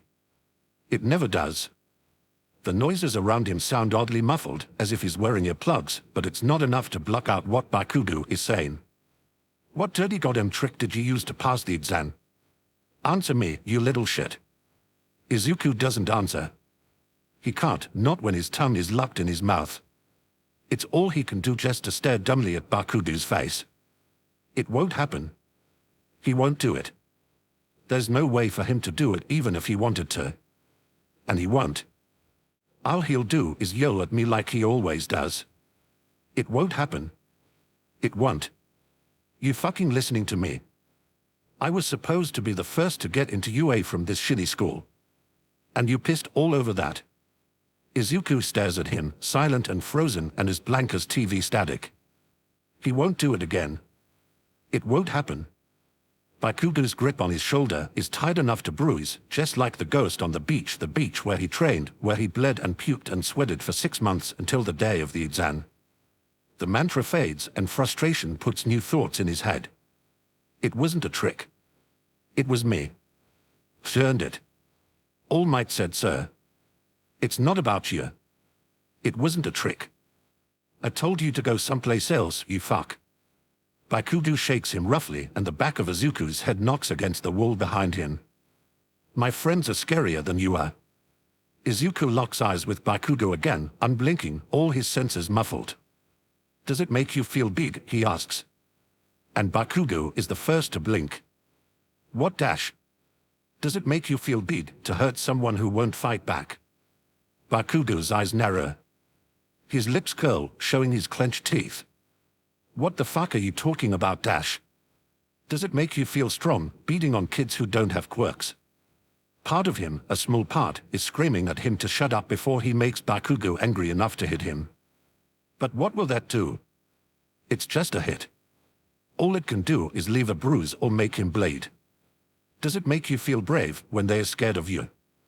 Shut the fuck up, Bakugo snarls and Izuku sees sparks and smoke in the hand that grips his shoulder. The very worst he can do to you is kill you by accident. You'll have to, Izuku says without thinking. I'll have to what? Bakugo spits back. Kill me. If you want to stop me. All Might smiles to trick the fear inside him, so Izuku smiles at Bakugo. If you don't, then I'm going to UA. Izuku watches Bakugo's eyes in the same way he'd watch the lights of an oncoming train. Or do you just want me to cry, Bakugo? Will that make you feel big? Bakugo lets go. It's weird, for a moment it's like Bakugo hasn't even noticed his let go. But he does, and he seems almost surprised when it happens. Movement returns to Izuku's legs and he slides away from the wall and out of Bakugo's reach. He doesn't run. He walks and Bakugo doesn't follow. Times like these make Izuku painfully aware of how fundamentally useless his quirk is. Not one for all is cool and amazing and exactly what he needs to become a pro hero. Or, at least, it will be once he figures out how to use it without completely obliterating his arms and legs.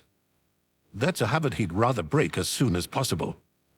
But he hasn't yet, which is a problem when the first order of business on the first day of school turns out to be a quirk assessment test and is liable to get kicked out if he scores low enough. Since he's not interested in ending his first day of school with a trip to the hospital, he's going to have to make do with what he had before one for all. But, as Izuku has long accepted since he was old enough and sufficiently self-aware to navel-gaze about his own quirk, seeing ghosts isn't going to help him run fast, jump high, or do more squats. So hopefully, his 6 months of grueling training will pan out and keep him from getting expelled on his first day. The school athletic field is abuzz with conversation, and not just from his chattier classmates. There are ghosts here, not necessarily tied to the place or haunting anyone, but simply passing through and watching the world around them. As Izuku bounces on the balls of his feet and waits for the tests to start, he happens to glance over and see Rei standing at the sidelines, pale and washed out against the bright green turf, watching him through a part in her hair like she's peeking through a curtain. Izuku checks his peripherals to make sure no one notices and flashes her a quick smile and a wave. She perks up, lifting her head so that more of her hair falls away from her face and bounces a little as she waves back. "Hey, did you see that? Did he just wave?" Izuku almost panics, but relaxes when the speaker turns out to be another ghost drifting by, a teenager with a hole in his temple that still leaks blood. "Hey, little girl. Did that guy just wave at you?" She nods vigorously. "Holy shit. Can he see us?" "Oh, why not?" Izuku locks eyes with the ghost, grins, and winks. The guy's face lights up like it's New Year's Eve. Word travels fast among the dead. Before long, Izuku has a little audience at the sidelines. Rei is still at the front, watching eagerly as the quirk assessment tests begin. He wishes he could have given a better account of himself in front of them, he really does. By all accounts, he should have been able to. 6 months of training was hardly nothing, right? He's been eating better, strengthening himself at almost every available moment, building up his stamina to levels he never dared dream of before. But for every test, every race, every assessment of every possible athletic ability under the sun, there is always someone better. There is always someone, or two, or three or more, whose quirks are perfect for blowing his attempts out of the water. Ida's speed lets him dominate the sprint. Uraraka's gravity manipulation makes the long jumper jerk. Setu does push-ups like a man possessed, so to speak. Izuku, in the meantime, has an extra cheering section that no one else can see. That's... well, it's not nothing. "Hey, buddy, you're doing great. Yeah, come on, kid, keep your chin up. You're faster than I ever was back when I had lungs. Don't give up. Did you see those other two? You left M in your dust. Keep it up." Rei hops up and down, though her feet never actually touch the ground. Her hair twists in an unseen wind and reveals light-swallowing black pits for eyes, and her cheering sounds a little bit like a ring wraith, but it's still a nice feeling. The voices of the dead drown out Bakuga's jeering and let him focus on something that's not Aizawa's cold stare. In spite of himself, Izuku smiles. His power might not be good for hero work, but it's nice for not feeling alone sometimes. Still, his stomach turns as he picks up a ball for the pitching test. He's almost done with the tests. Maybe what he really needs to do is go all out, just once. He hasn't gotten the chance to show off his quirk, his second one, at least, and is not sure the rest of the tests are good for showing off one for all. Maybe if he blows everything now, it'll still be okay. Maybe all he has to do is get Aizawa's attention and prove that he can at least do something. That's what the point of this assessment is, isn't it? Showing him where he is in terms of power. It's worth a shot, at least. And by that, it means it's the only thing Izuku can think of. One shot of one for all, and he'll probably be out for the count, but at least he'll have made some kind of an impression. The ghosts whoop loudly as his throwing arm ripples with energy. Izuku winds up for the pitch, focuses on the cheering, and... silence. Izuku is about to swing his arm for the throw when the voices egging him on vanish. The feeling of cotton thickness in his ears makes him look up, searching the sidelines for what might have made the ghosts go quiet, and finds himself staring at empty grass. The ghosts are gone, and Ray, his mute, terrifying nightmare of a best friend, who's hardly strayed from his side since he was 7 years old, is nowhere to be seen. The only people left watching are his living, breathing classmates, and there are 19 of them plus one homeroom teacher, but the athletic field feels suddenly so very empty. The shock of silence, of the split-second powerful feeling of being alone, breaks Izuku's concentration. He loses his grip on One for All, which throws off the weight of the pitch. The ball sails forward about 20 meters before bouncing pitifully on the ground. For a moment, panic rushes through Izuku with such force and volume that he can't even react beyond a blank stare. The ghosts left. Why would they leave? They didn't just lose interest and decide to, they vanished in the middle of yelling encouragement. And why would Ray leave? Did something happen to them? Could something happen to ghosts? She raised your quirk. Aizawa's voice cuts through his numb, mute shock, and he startles like a rabbit and doesn't quite manage to muffle a quiet noise of alarm. Among his classmates, someone giggles. What? His heart beats frantically, and Izuku distantly recognizes the fluttery pain in his chest and the heavy pit in his stomach as nothing short of fear. Isn't it backwards that he's frightened because of the absence of ghosts? Aizawa's starting to look like a ghost himself, with the pale face and red-rimmed eyes and dark hair rising as if on an unseen wind. Izuku takes in the scarf, the goggles, and the strange quirk, and the realization of just who his homeroom teacher is hits him full force. You have no idea how to use your quirk properly, do you? A razorhead says coldly, stepping forward. His scarf ripples around him as if it has a life of its own. What, did you believe someone would save you if you crippled yourself again? Bad judgment call should have stuck with the original plan. The scarf wraps around him, jerking him forward, and another flash of panic turns his vision white for a moment. Fight or flight instinct kicks in, and as Aizawa's voice fades to the background of his own thunderous pulse in his ears, Izuku manages to glance down at his own hand. He twitches his finger experimentally and is rewarded by a spark of One for All in his fingertip. He erased my quirk, he realizes through the pounding in his ears. But he erased the wrong one. Face it, Midoriya Izuku. Aizawa's voice, flat and cold, brings him out of his panic and back to the present. With a power like that, you'll never become a hero. A moment passes and Aizawa's hair falls back into his face, Izuku's ears pop as the voices of the dead return, and he, oh wow, that's where she went. Rei is no longer watching at the sidelines. Her face is no longer pale, her eyes no longer dark. It's like the color has been reversed. Her entire form, from her skin to her nightdress to her hair, is the kind of black that swallows light and lets nothing reflect back. The only whiteness left is in the eerie pale light that shines out of her eyes and her mouth. Mouths are not supposed to be that way, lips are not supposed to stretch that wide, sweet little girls are not supposed to have fangs that bristle like dark thorns against the glow. Her writhing tendrils of hair put the scarf to shame as they whip and slither around his teacher's arms and throat, and her fingers stretch and curve into hard, spindly claws to rake at him. Her mouth stretches wide like a crocodile, and she gives vent to her fury inches from Aizawa's face. Izuku's ears burn with her screaming, and her rage presses him like a hot iron. Aizawa blinks slowly at him. Something the matter? Let go, Izuku blurts out before he can stop himself. Aizawa raises an eyebrow at him. I mean, please. You should probably, so I can throw the ball. Aizawa looks bored, but he complies and turns away to watch by the sidelines again. It's not until the scarf is well away from Izuku that Rei gives one final shriek, swipes at the back of Aizawa's head, and backs off. The darkness fades, and a pale little girl stands at Izuku's side once more. He can't stop shaking. Did he give himself away? Did Aizawa notice? How the hell is he going to get through this one? Maybe it won't be so bad.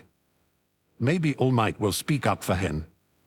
Maybe instead of getting expelled, he'll be transferred to a different class.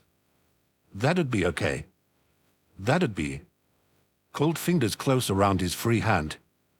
Izuku twitches in surprise and looks down to see his friend clutching at his hand with both of hers, staring up at him with wide, concerned eyes.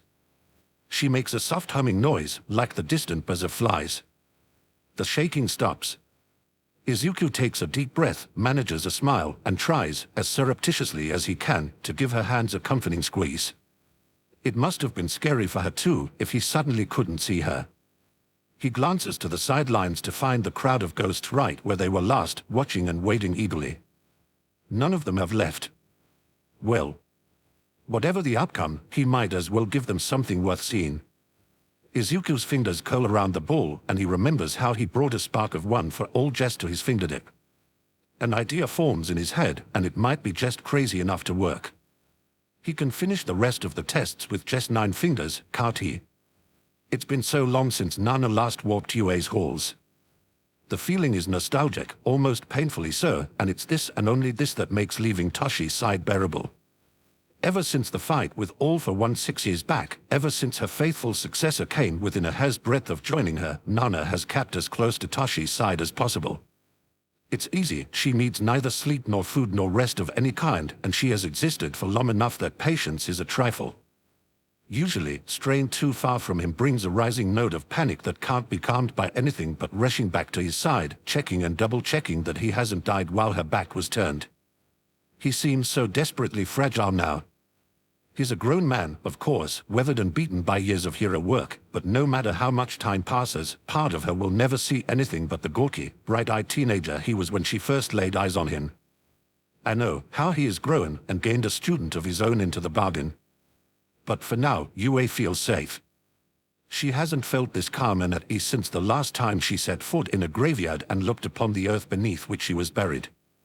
UA feels like home, and for the first time in many years, Nana feels all right about wandering away from Toshi. There's hardly any danger in him creeping down to watch Aiza teach his first class of the year.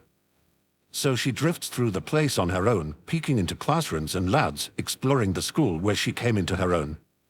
It's different in many ways, and in many others it hasn't changed a bit. She loses track of time, and before she knows it, the day is over and she's ended up circling back to the nurse's office. Hopefully Toshi hasn't left yet, probably not. She can catch up fairly easily if he has. Nana turns to leave, just as the door to the nurse's office opens and shuts. Oh. Excuse me, a voice says behind her, but she's too focused to bother eavesdropping on a conversation that has nothing to do with her anyway. Rapid footsteps follow her. Wait. Miss. Excuse me. A child blocks her way, and Nana would skid to a halt if her feet actually touched the ground. It's the little ghost again, the eerie dark-haired girl that follows faithfully in Midoriya Izuku's shadow. She's smiling, and it's all teeth. Excuse me, the now familiar voice says once more, and Nana glances back to see what the fuss is all about. And meets Midoriya's eyes dead on. The moment she's looking at him, his face breaks out in a freckled smile. He speaks to her. Hello. Nana shrieks, taking out one of the fluorescent light panels in the ceiling. Without meaning to, she ends up halfway down the hall from him in the blink of an eye. The child ghost laughs, and it sounds like static on a broken television. Sorry. Midoriya jogs to catch up. I'm sorry. I didn't mean to scare you. Are you okay? Eba is the first thing Nana Shimura ever says to her successor student. His smile softens and he checks over both shoulders before addressing her again. I get that a lot. Sorry I didn't talk to you sooner, it's just that the past few months have been really busy and you were always really close to All Might, so it was kind of a mix of me being tired and distracted and just never getting the chance. But I'm glad I caught you now. He holds out his hand. It's nice to meet you. I'm Midoriya Izuku, but I think you know that already. What's your name? Nana gapes at him for another solid 15 seconds before she finds her voice again. It's I'm at Shimura. Shimura Nana. What dash? Do you need help with anything? Whatever Nana was expecting him to say, that wasn't it. I'm sorry. Do you need any help? Midoriya repeats, letting his hand drop to his side again.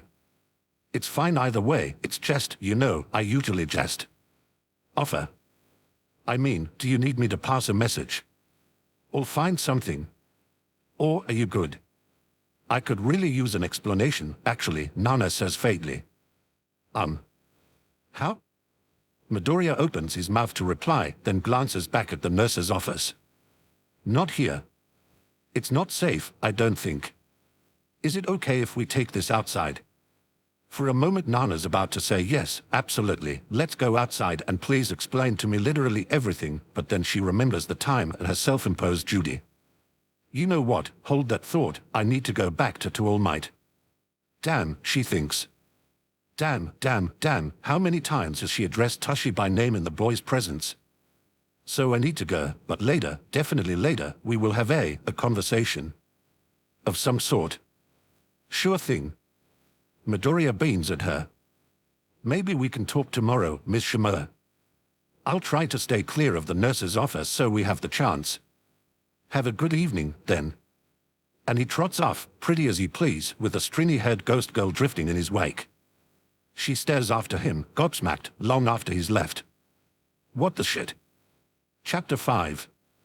No one had ever bothered to tell Toshinori that teaching was going to be this complicated. From the receiving end, it all seemed so simple. He went in with an empty head, and his teachers filled it. He got things wrong, and they set him right.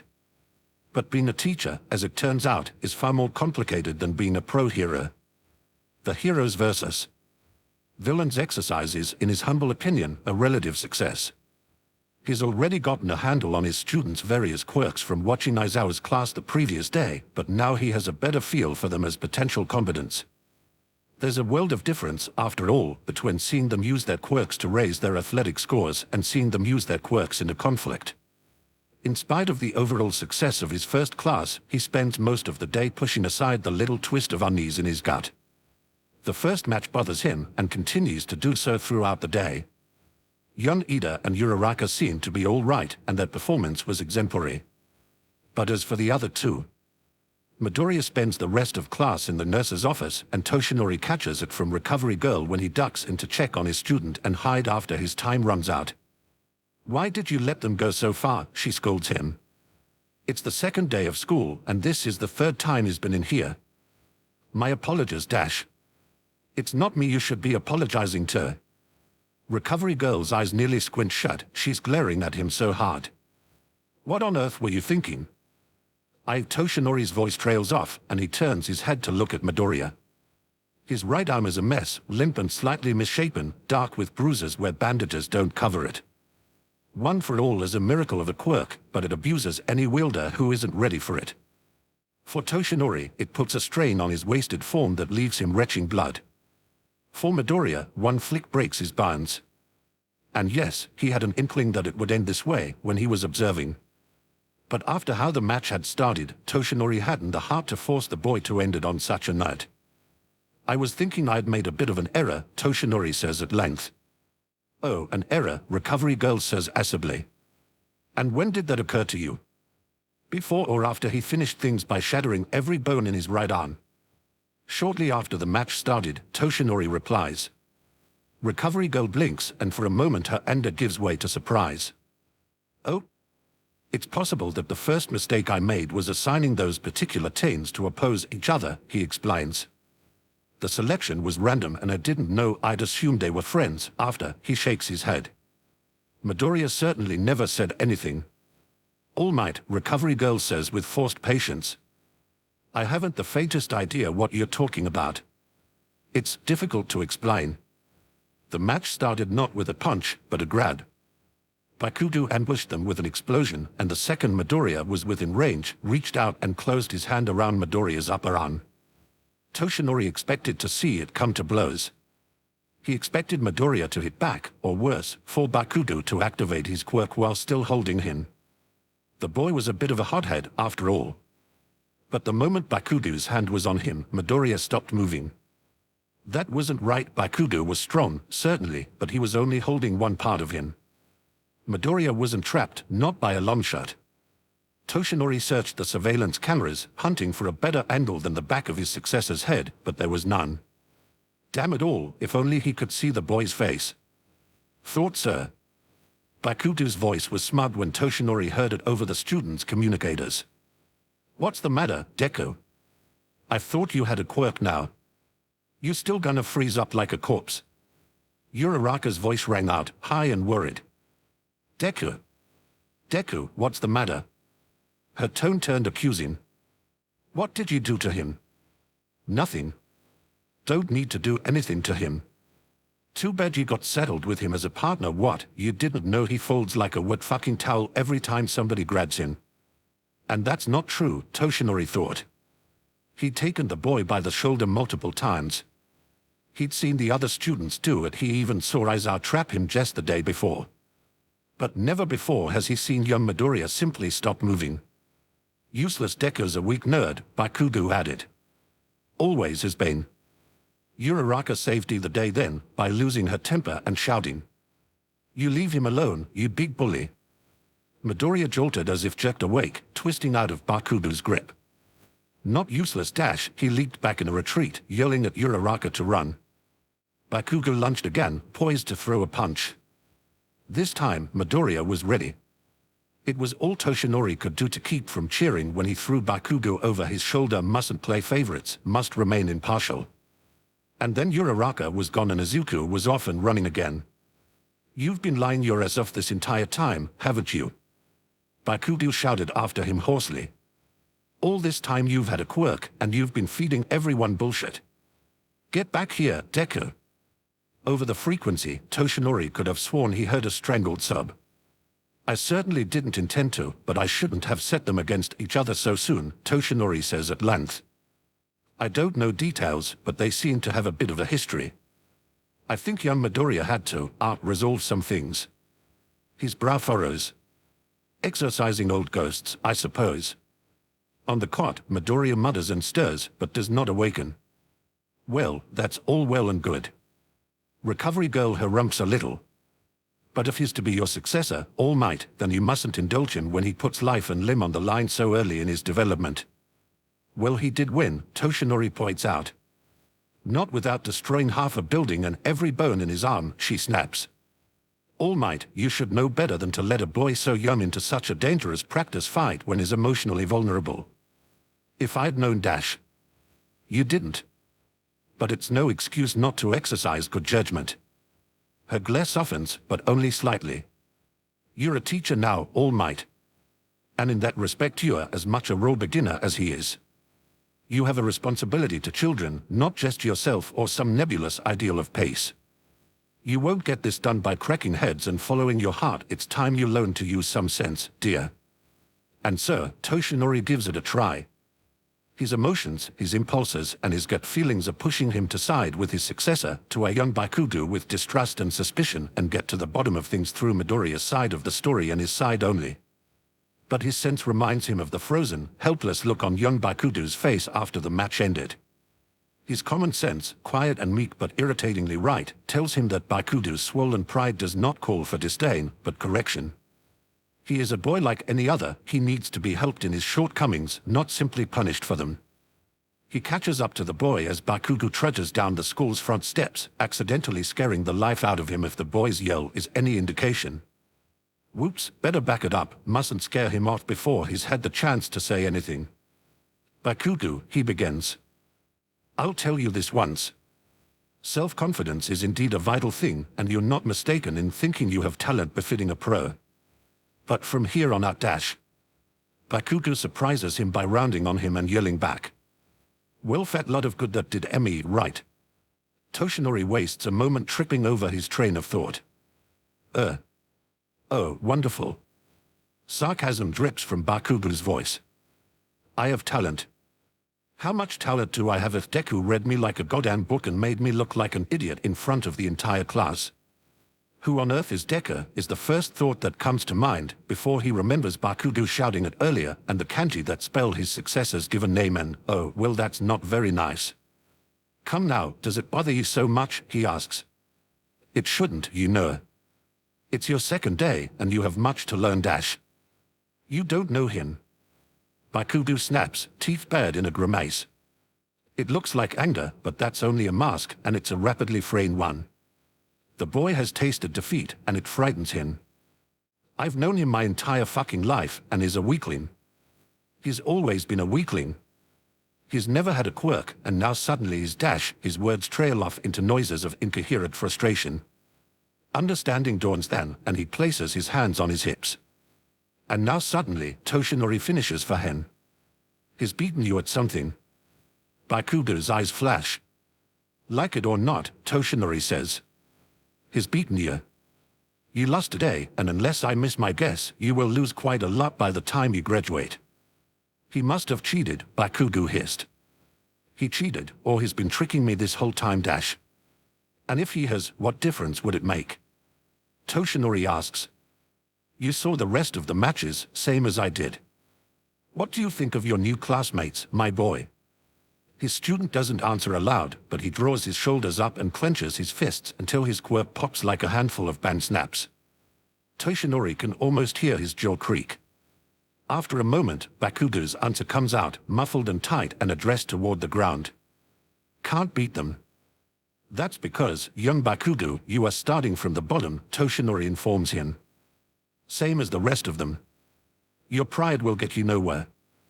I don't know what anyone else has been telling you, but this is UA, the alma mater of half the top heroes in the country. You aren't special here. That gets a rise out of him. Well, so what? Bakugo bursts out, and his eyes snap up to Toshinori's face. You haven't seen anything yet. He just beat me once. That's all there is to it. And that ponytail girl and the ice guy, fuck it, it doesn't matter. I don't care how strong anyone else is, cause I'm gonna get stronger. His eyes narrow as they meet Toshinori's. I'm gonna surpass them, and then I'm gonna surpass you, too.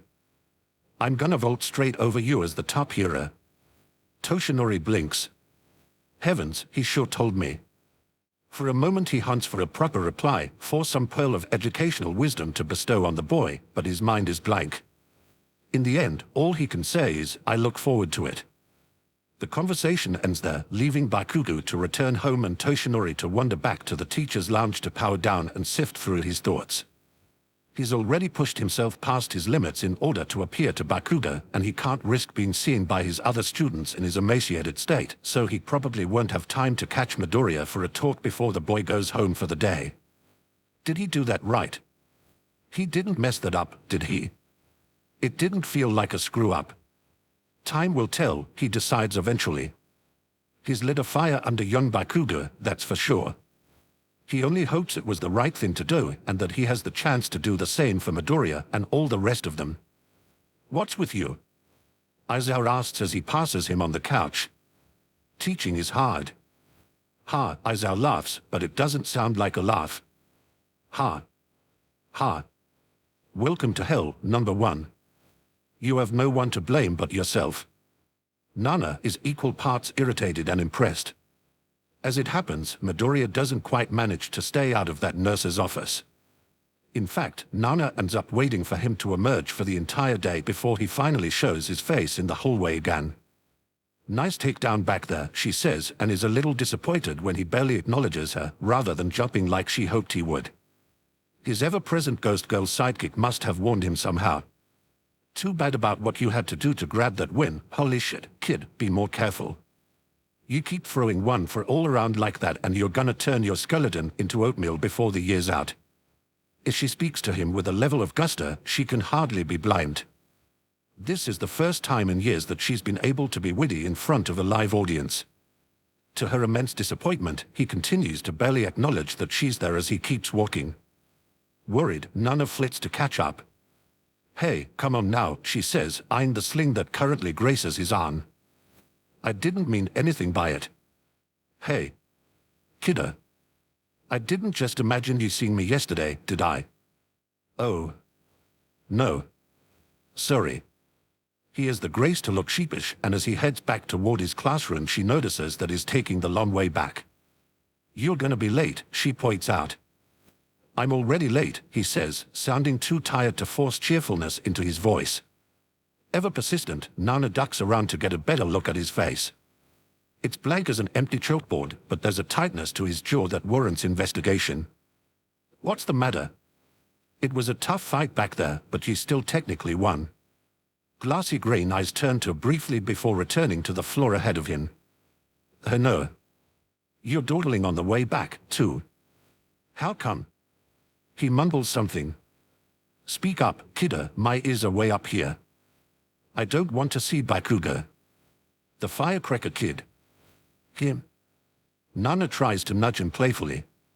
Come on, Midoriya, you've already proven yourself. I mean, sure, it was a rough start. You froze up, that happens. Doesn't mean you didn't flip him like an omelet, too. I don't want to talk to him. This is getting her nowhere. Nana sighs heavily. Suit yourself, I guess. You still up to talk to me, then? Oh, right. He blinks and perks up again, smiling at her, though she questions how genuine it is. So you had questions yesterday? I have every question. Nana shakes her head. First off, how is this even happening? How are we having this conversation? You're alive, I'm dead. But you see me. How? How do you think? She gives him a sour look. Sorry, I shouldn't be flippant. Midoriya gingerly adjusts the sling. Well, short answer is it's my quirk. The answer doesn't exactly surprise Nana, but it still twists at her gut, or whatever it is ghosts have. Which she said she didn't have 6 months ago, Nana points out, her tone biting. Her pity and worry are fading fast. Midoriya looks away, then at the floor again. Yeah. Nana tries to keep her voice even, but she can't quite manage it. She's a little pissed, and why wouldn't she be?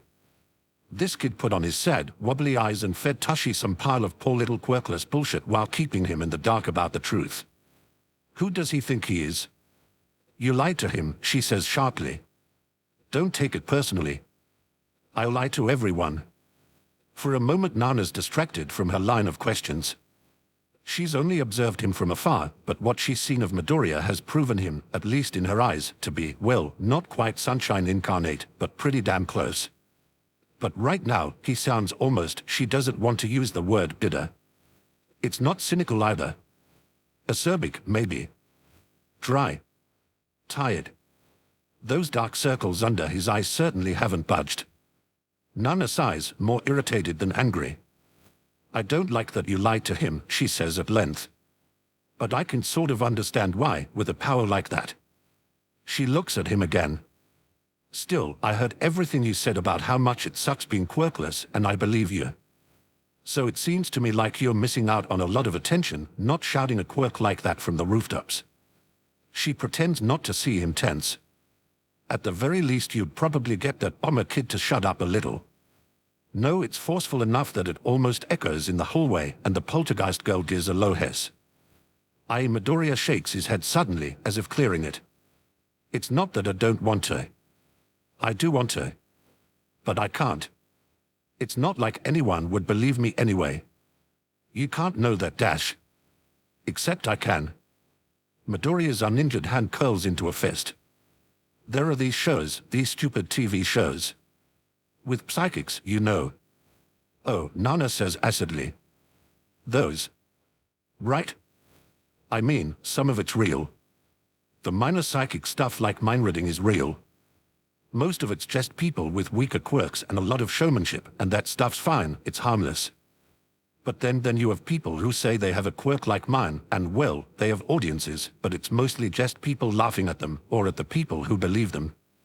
Midoriya stops and turns to her. And I've watched them. All of them. Every episode, even the ones in other countries.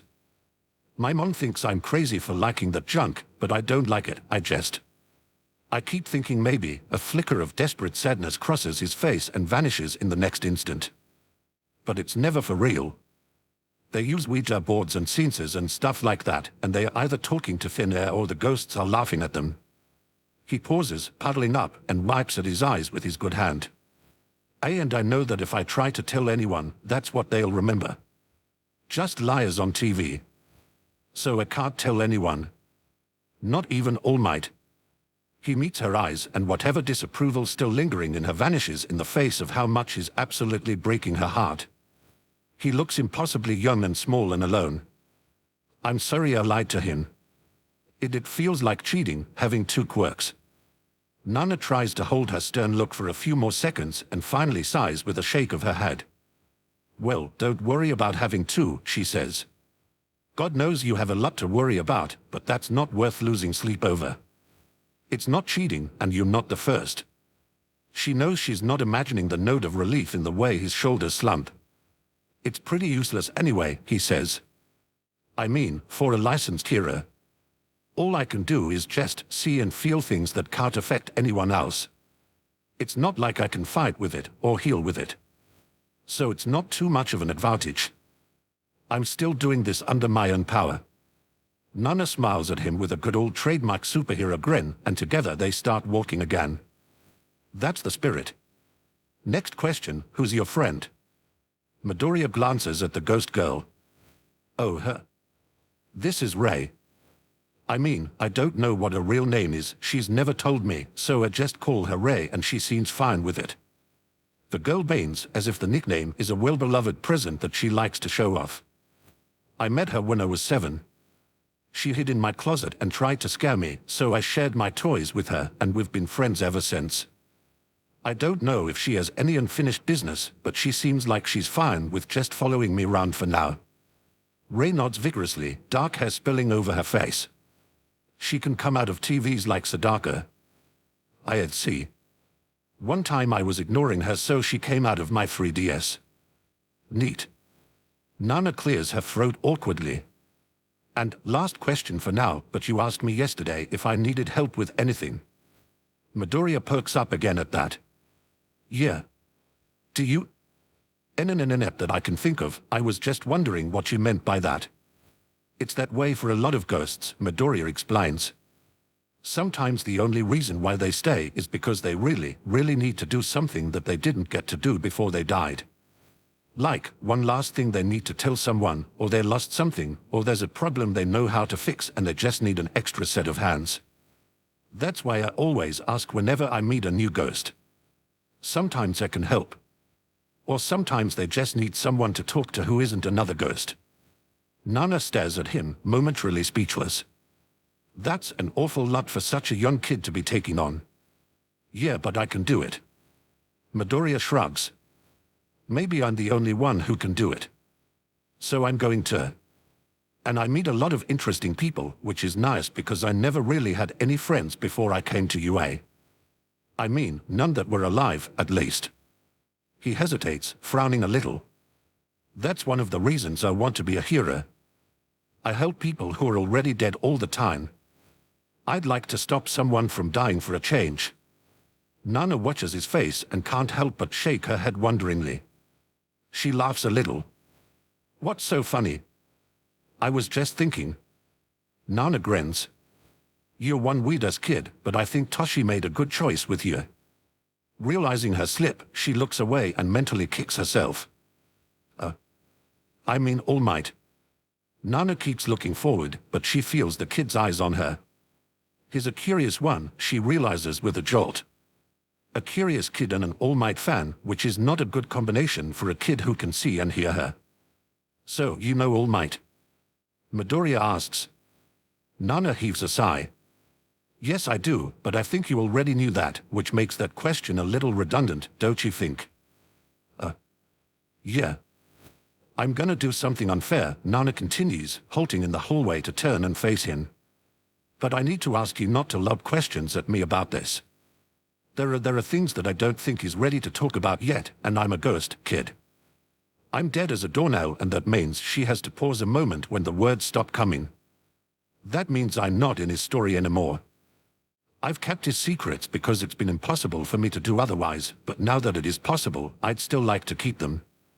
He'll tell you these things when he's ready, I hope, so don't squeeze me for information before then. That's not unfair, Midoriya says. And I won't. I promise. But I will say, I know it must be kind of lonely following him when he can't see you or hear you, so. If you ever, I don't know, need someone to talk to. Even if it's just the weather or a joke you heard. It's just an offer. You don't have to. I just thought I'd say, his voice trails off awkwardly. Nana chuckles again, shaking her head. Hell. That's one kind heart you've got, Midoriya. Don't you let anyone beat that out of you, got it? Oh, of course. Well, good talk. I'd better go. See you around, kid. Nana turns to leave.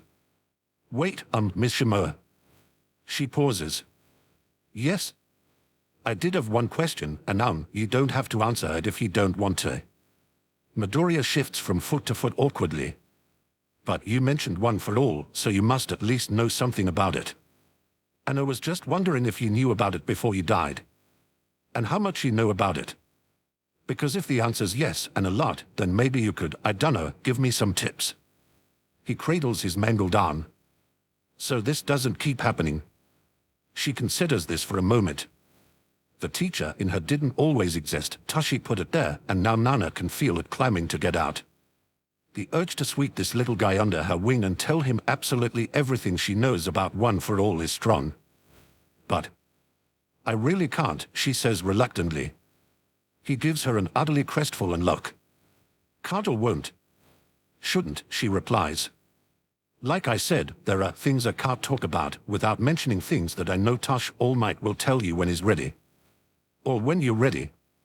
She gives him a rueful look. I'm dead, kiddo. He's your teacher, not me. Well, if you're sure, Midoriya is looking at her like he's a puppy that Nana's leaving in a soggy cardboard box on the side of the road. Are you sure you couldn't just, I don't know, give me a hint? Nana closes her eyes and asks someone for patience. She shouldn't do this. She shouldn't usurp a position that isn't hers anymore, a position that she threw away like an idiot. Still, though, puppy eyes were always a weakness of hers, and Midoriya's wielding them with lethal precision. Maybe just a hint. A little nudge. Well, she says at length. I'm not sure if I can tell you about One for All, but I guess I could give you a nudge in the right direction. Hun. Gran could help you. She smiles, inwardly congratulating herself. Gran could certainly help him. Midoriya might not enjoy how, but he didn't specify an easy way. Best let the living handle this one. Gran. Midoriya echoes. As in Torino. Old friend of All Might's. Nana winks broadly at him. He's as strong a pro as you could ever ask for, but is a cagey old dod and hard to find, and he won't lift a finger unless he thinks it's worth it. Then how do I get him to help me? Midoriya presses. I've never even heard of anyone by that name. That's just how he operates. All you need to do is find a way to get his attention. I have a feeling he'll know what's up when he sees it. She taps her chin thoughtfully. Sports festival should do it, so you have some time to find your rhythm. I'm not sure. Midoriya glances down at his mangled arm again. It took me 6 months just to get strong enough to take One for All in the first place. The sports festival dash isn't just about who packs the biggest punch, Nana interrupts before she can stop herself. Thank your lucky stars it isn't, kid, or else you'd have to sledgehammer yourself all over again just to stand a chance. He winces. Hey. An idiot can fling punches around. And you, little Midoriya, are no idiot. That's debatable, Midoriya says dryly. Is it? I saw the slime monster. That was no lucky shot. You aimed for the eyes, didn't you? You knew exactly what you were doing.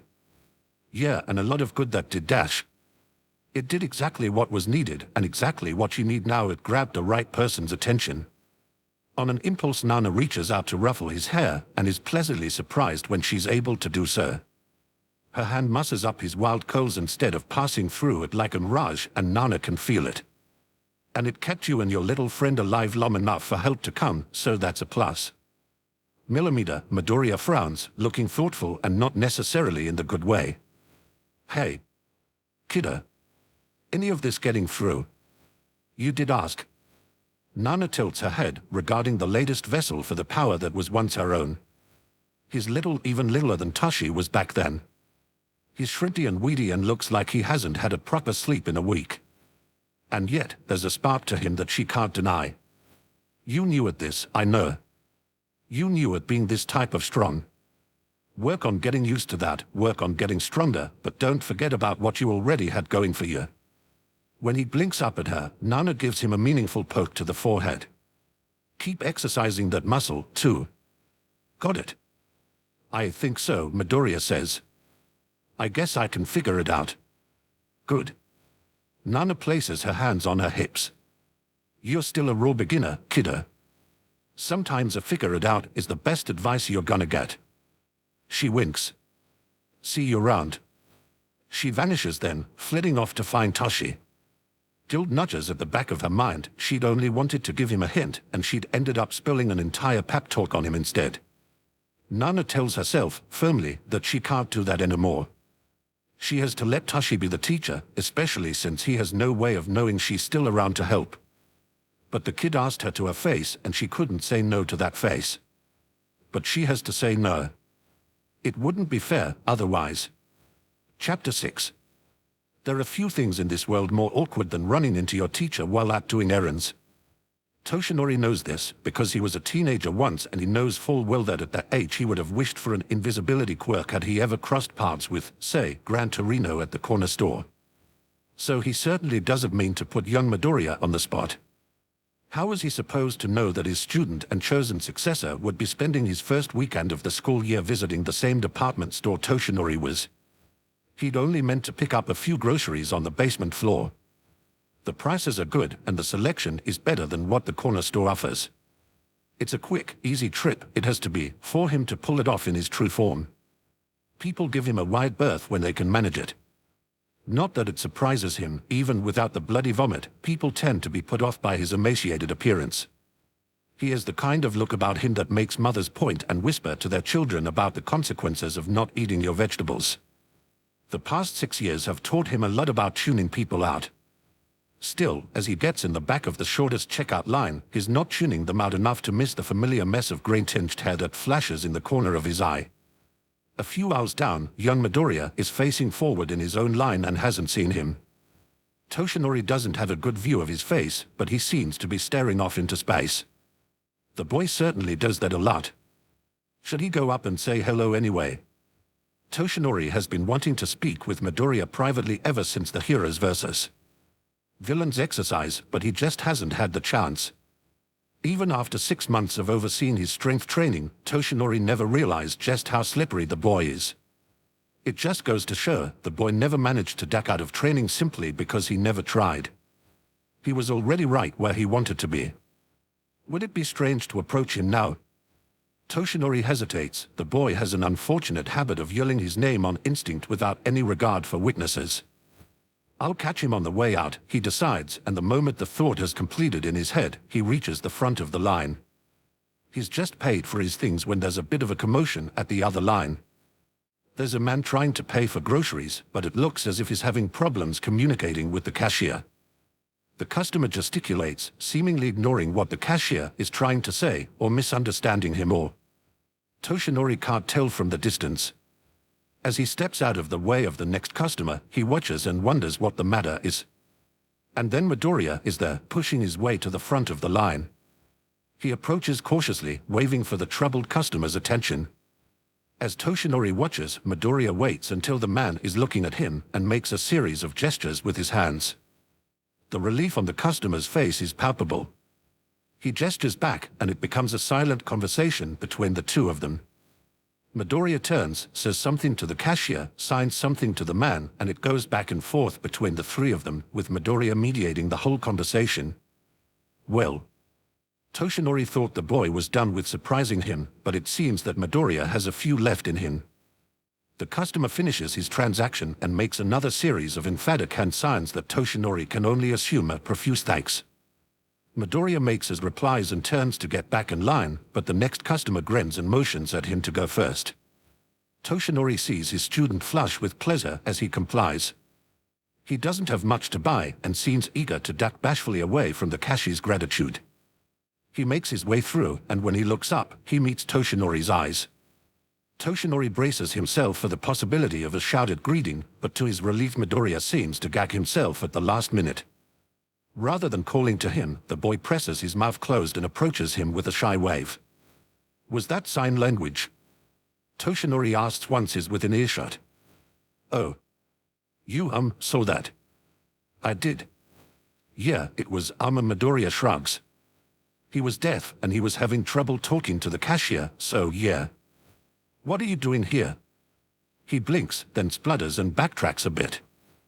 I mean, not that you don't have as much of a right to be here as anybody else. I mean, it's a public place and a nice store, and I didn't mean, I'm just surprised to see you, and dash.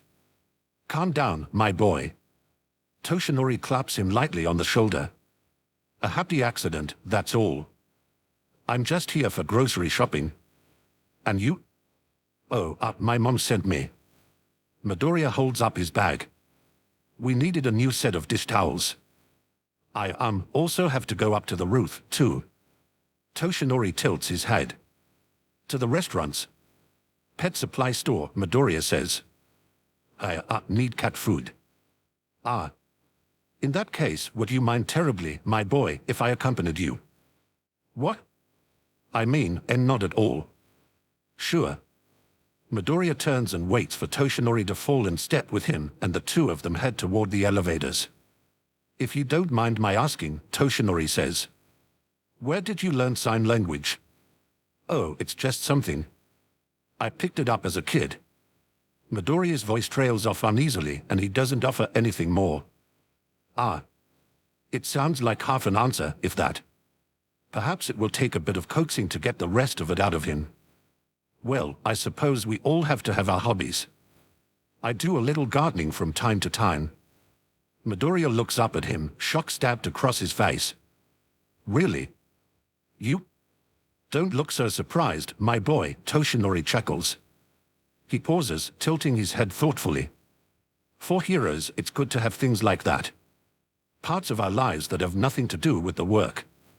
Would burn out otherwise. Some take up handicrafts or learn languages for the fun of it. For me, it's flowers in window boxes, fresh basil in a pot, that sort of thing. Takes my mind off things. Smiling can't solve everything, after all. Midoriya makes a noise to indicate that he's listening, but beyond that is quiet. He twists the handles of his plastic bag and finally speaks up again. Is that really something all heroes do? Of course. Present MIC has his radio sure. As our fosters shelter cats, though, you didn't hear that from me. That gets a laugh out of Midoriya, and some of the nervous tension in his shoulders seems to loosen. Well, there was he chews his lip, hunting for the right words. I went through this weird phase when I was 7 where I didn't want to talk. I was really shy and stuff, so anyway, my mom didn't want to push me to talk if I didn't want to, so she got some books on sign language, and we learned together. He pokes up a little.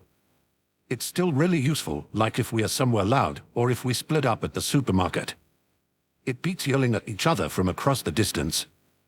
They reach the elevators and Toshinori presses the button pointing up. Midoriya almost trips as he stops. He bounces a little on the balls of his feet and twists the back handles again. He begins. I can meet you up there. I'm gonna take the stairs. To the roof. Well, yeah. Midoriya grins. Can't skip leg day, right? Toshinori blinks, then has another chuckle. You really are obsessive. The elevator door opens, but Toshinori ignores it and turns toward the door to the stairwell instead. Let's get a move on, then. Oh. Are you sure you? Midoriya trots to catch up to him. Don't you worry about me. Once the door is closed behind them, Toshinori activates his quirk. I haven't engaged in any heroics today. Plenty of time on the clock. Oh, good. Midoriya sounds relieved. Actually, it's fortunate that I've run into you, Toshinori says. 1 for all makes 9 flights of stairs a cinch. I was hoping to have a word with you. Okay, Midoriya says, a little cautiously. What about? The exercise on the second day of school, Toshinori answers. I was a little concerned, to be honest. Really? Caution has turned to outright nervousness. How come? Toshinori considers beating around the bush a bit more and coaxing it out of him, but they only have so much empty stairwell. I noticed you froze up at the beginning, he says. He hopes he doesn't sound too critical, wouldn't want to shame the boy into silence. Oh. Midoriya looks at the wall as they climb the steps. That. Also, in case you weren't aware, I could hear what you all were saying, Toshinori adds. While I knew that you and Yonbakudo were acquainted, I didn't know that you had that sort of history. Yeah, well, that's all it is, Midoriya stammers. It's history. New school, new beginning, new people. It's fine, it's just. I got an earful from Recovery Girl while you were asleep, Toshinori admits. This time Midoriya turns to him, eyes wide. I'm really sorry, I didn't mean to dash. Not your fault, my boy, Toshinori assures him. It really is mine, and she was right. I should have ended that match before you had the chance to injure yourself like that. Midoriya makes a non-committal noise and turns his attention to the floor again. The reason why I didn't was that, well, you seemed like you had something to prove, Toshinori goes on. Oh, Midoriya says. He's been saying that a lot. Did I what? Did you prove it? Toshinori asks. Did you manage to get your point across? Maybe. Midoriya shrugs. I don't know. I think I did. Or I just made him even madder. I don't think, I can't, he sighs, looking frustrated. It's not something I can fix. And if I can, I can't do it in one day. There's just too much that went wrong. Would you, that is. Toshinori mentally kicks himself for stumbling over his words. Would you like to talk about it, or? Not really. Fair enough. He's not sure whether to be disappointed to be brushed off or worried by how uncomfortable young Midoriya seems. Just know that if you do, I'm willing to listen. So, sign language, huh? Izuku doesn't reply out loud, but he nods, and Ms. Shimura lets out a thoughtful huh. Might try to learn myself, then, she says. It'd make it easier for you to talk to me without giving yourself away. I can be quiet, he murmurs, moving his mouth as little as possible. He traces his finger over the stacked cans of cat food until he finds the right brand. All Might, once more in his true form, is currently distracted by the rabbits. Ray sticking close to Izuku's side, still eyeing Ms. Shimura with wary tolerance. Good for you. So, how are things? Well, Izuku puts a package of cans into his basket. I've been trying to figure out one for all, like he said. I've been practicing calling it up, and I can do it without any trouble. But I can't use it for anything. Haven't tried. He shoots her a quick glance. You sure there's nothing you can tell me that might help? It's not my place, kid, Ms. Shimura tells him softly.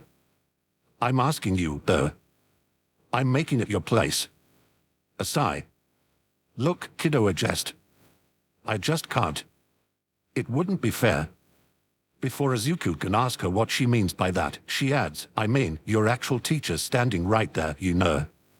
I can't get it when I ask him, Izuku murmurs. He's so good at it that he doesn't even have to try. It just doesn't come to me like it does for him. A colorful feathered cat toy catches his eye, and Izuku takes it off the rack and makes his way to the cash register. Not your fault, kiddo, Ms. Shimura assures him. You're learning. So's he. Izuku glances at All Might, frowning. All Might, learning. He knows, logically, that All Might must have been a student at some point. But that was long past, and injured or not, he's the top hero and far and away more powerful than all the others. The thought of him needing to learn anything seems almost absurd. Even old dogs can learn new tricks, Ms. Shimura says, as if reading his mind. I think you two have a lot to teach other. I thought you said he wasn't old, Izuku whispers and smiles when it brings a chuckle out of her. The second week of school rolls around. Ida and Yaoyorozu, newly instated as class representatives, waver from time to time in their duties, but Ida especially is taking to it like a doctor order. Privately, Izuku is pleased. As much as he would have liked the position himself, he's sure Ida will do a better job than he could have. For one thing, Ida isn't nearly as easily distracted as he is. Ida doesn't idly watch the walls when he ought to be paying attention in class. Ida doesn't mutter things to himself that have nothing to do with the math problems on the board. Ida doesn't stare off into space and grin and laugh under his breath about jerks he remembers. Of course, Izuku doesn't do these things either. And it's not totally his fault that everyone else thinks he does. Midoriya. Hey, Midoriya. It's not that Izuku doesn't like Kirishima. Kirishima's one of the nicest people he knows, probably. He's either secretly mean or a saint, seeing as he actually seems to want to be around Bakugo for no other reason than just because. But Ray is neck and neck with another ghost that hangs around the classroom in a contest to see who can make the most grotesque face, and Izuku can't tear his eyes away from the spectacle. It's only when Kirishima playfully swats the back of his head with a workbook from Cementas's modern literature class that he remembers where he is. Jarred out of his reverie, Izuku finally manages to look away with a vague blink. Huh? Oh, thank God, I thought we lost you there. Kirishima grins. Did you fall asleep with your eyes open or something? No. Just people watching. Izuku sneaks another look at the ghosts. Narita, the ghost that's challenging Rei, takes a turn and manages to make his facial features drip and melt like candle wax. Rei cackles and copies him. A few other ghosts are gathered around spectating and laugh when Narita follows it up by twisting his head to a grotesque angle and gurgling a scream. Seriously? Kirishima asks. It's a legitimate pastime. He's done with most of his school work.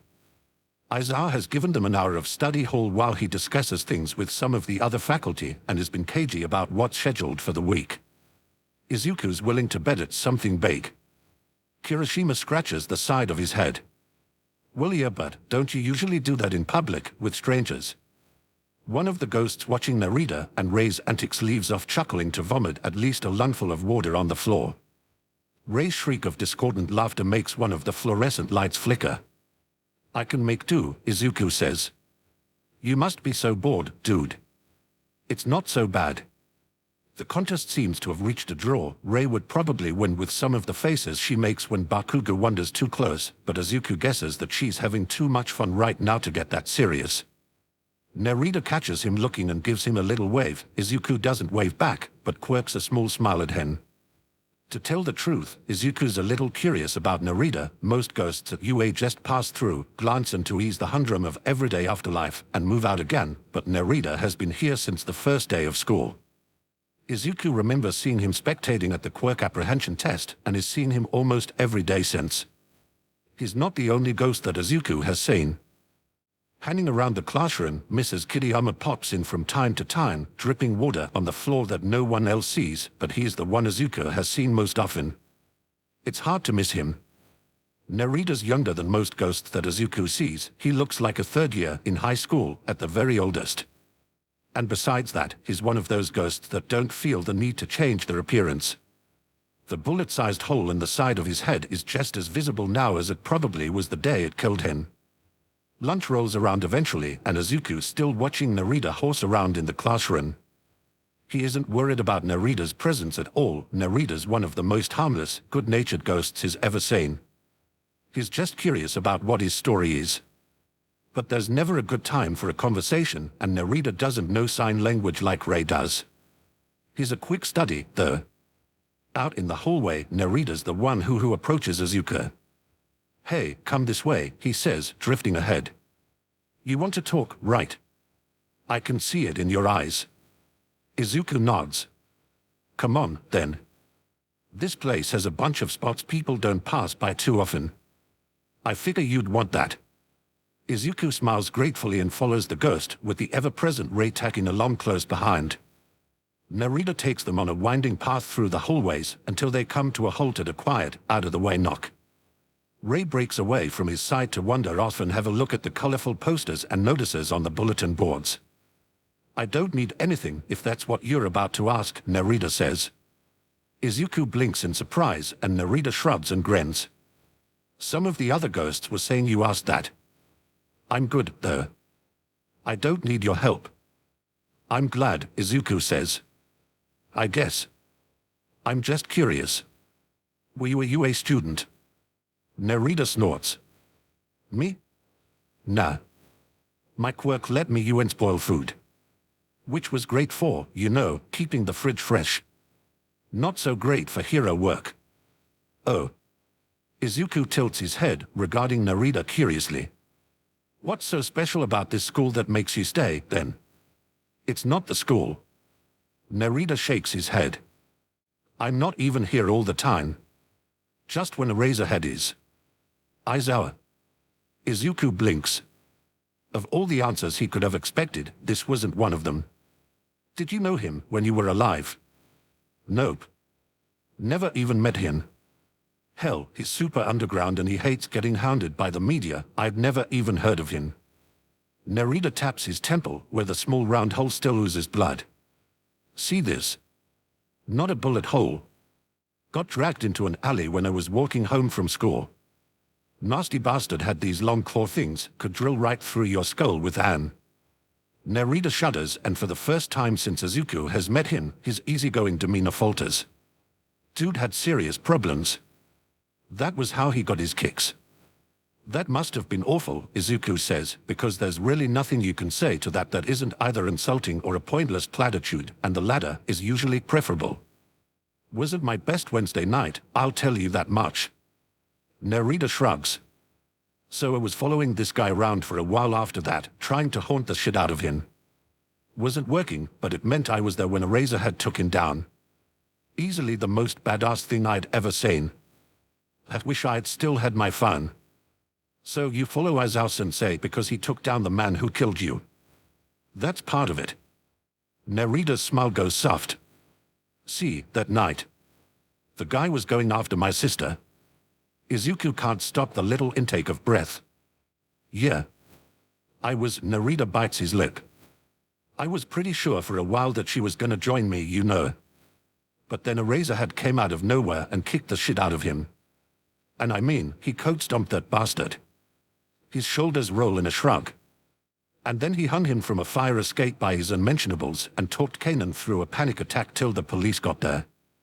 He was out the second she'd calmed down and the paramedics had her. She was too out of it to thank him. She still regrets that, I think. Another shrug. So I figure I've got nothing better to do, right? If I stick around, I'll have a better chance to do it for her. I mean, he saves so many people and takes down so many villains he probably doesn't even remember it, but still. It'd make me feel better. Sure you don't want me to pass it on for you? Izuku offers. Nah. Thanks, though. Me and Mrs. Kiriyama want to do it ourselves, right, Mrs. Kiriyama? Narita's blank white eyes look past Izuku suddenly, and he turns his head to find the ever-saturated Mrs. Kiriyama drifting in behind him. Oh goodness, are we talking about Mr. Razorhead? You want to thank him too? Izuku says. Well, yes. Sort of. It's a little different from Narita. I actually did meet him, somewhat. She frowns and twiddles her fingers, looking faintly uncomfortable. Well, I think he saw me die. Izuku's heart sinks. My car was in the water. Some villain was attacking and destroyed a bridge that I was driving across. He dove after us just as the car filled with water, but my seatbelt jammed, and well. He tried his best. I know he did. Mrs. Kiriyama's shoulders slump, but then she squares them again. But my son was in the back seat. He was just about to turn 5 the day the car went under. This year he started middle school, and it's thanks to Mr. Razorhead that he gets to do that.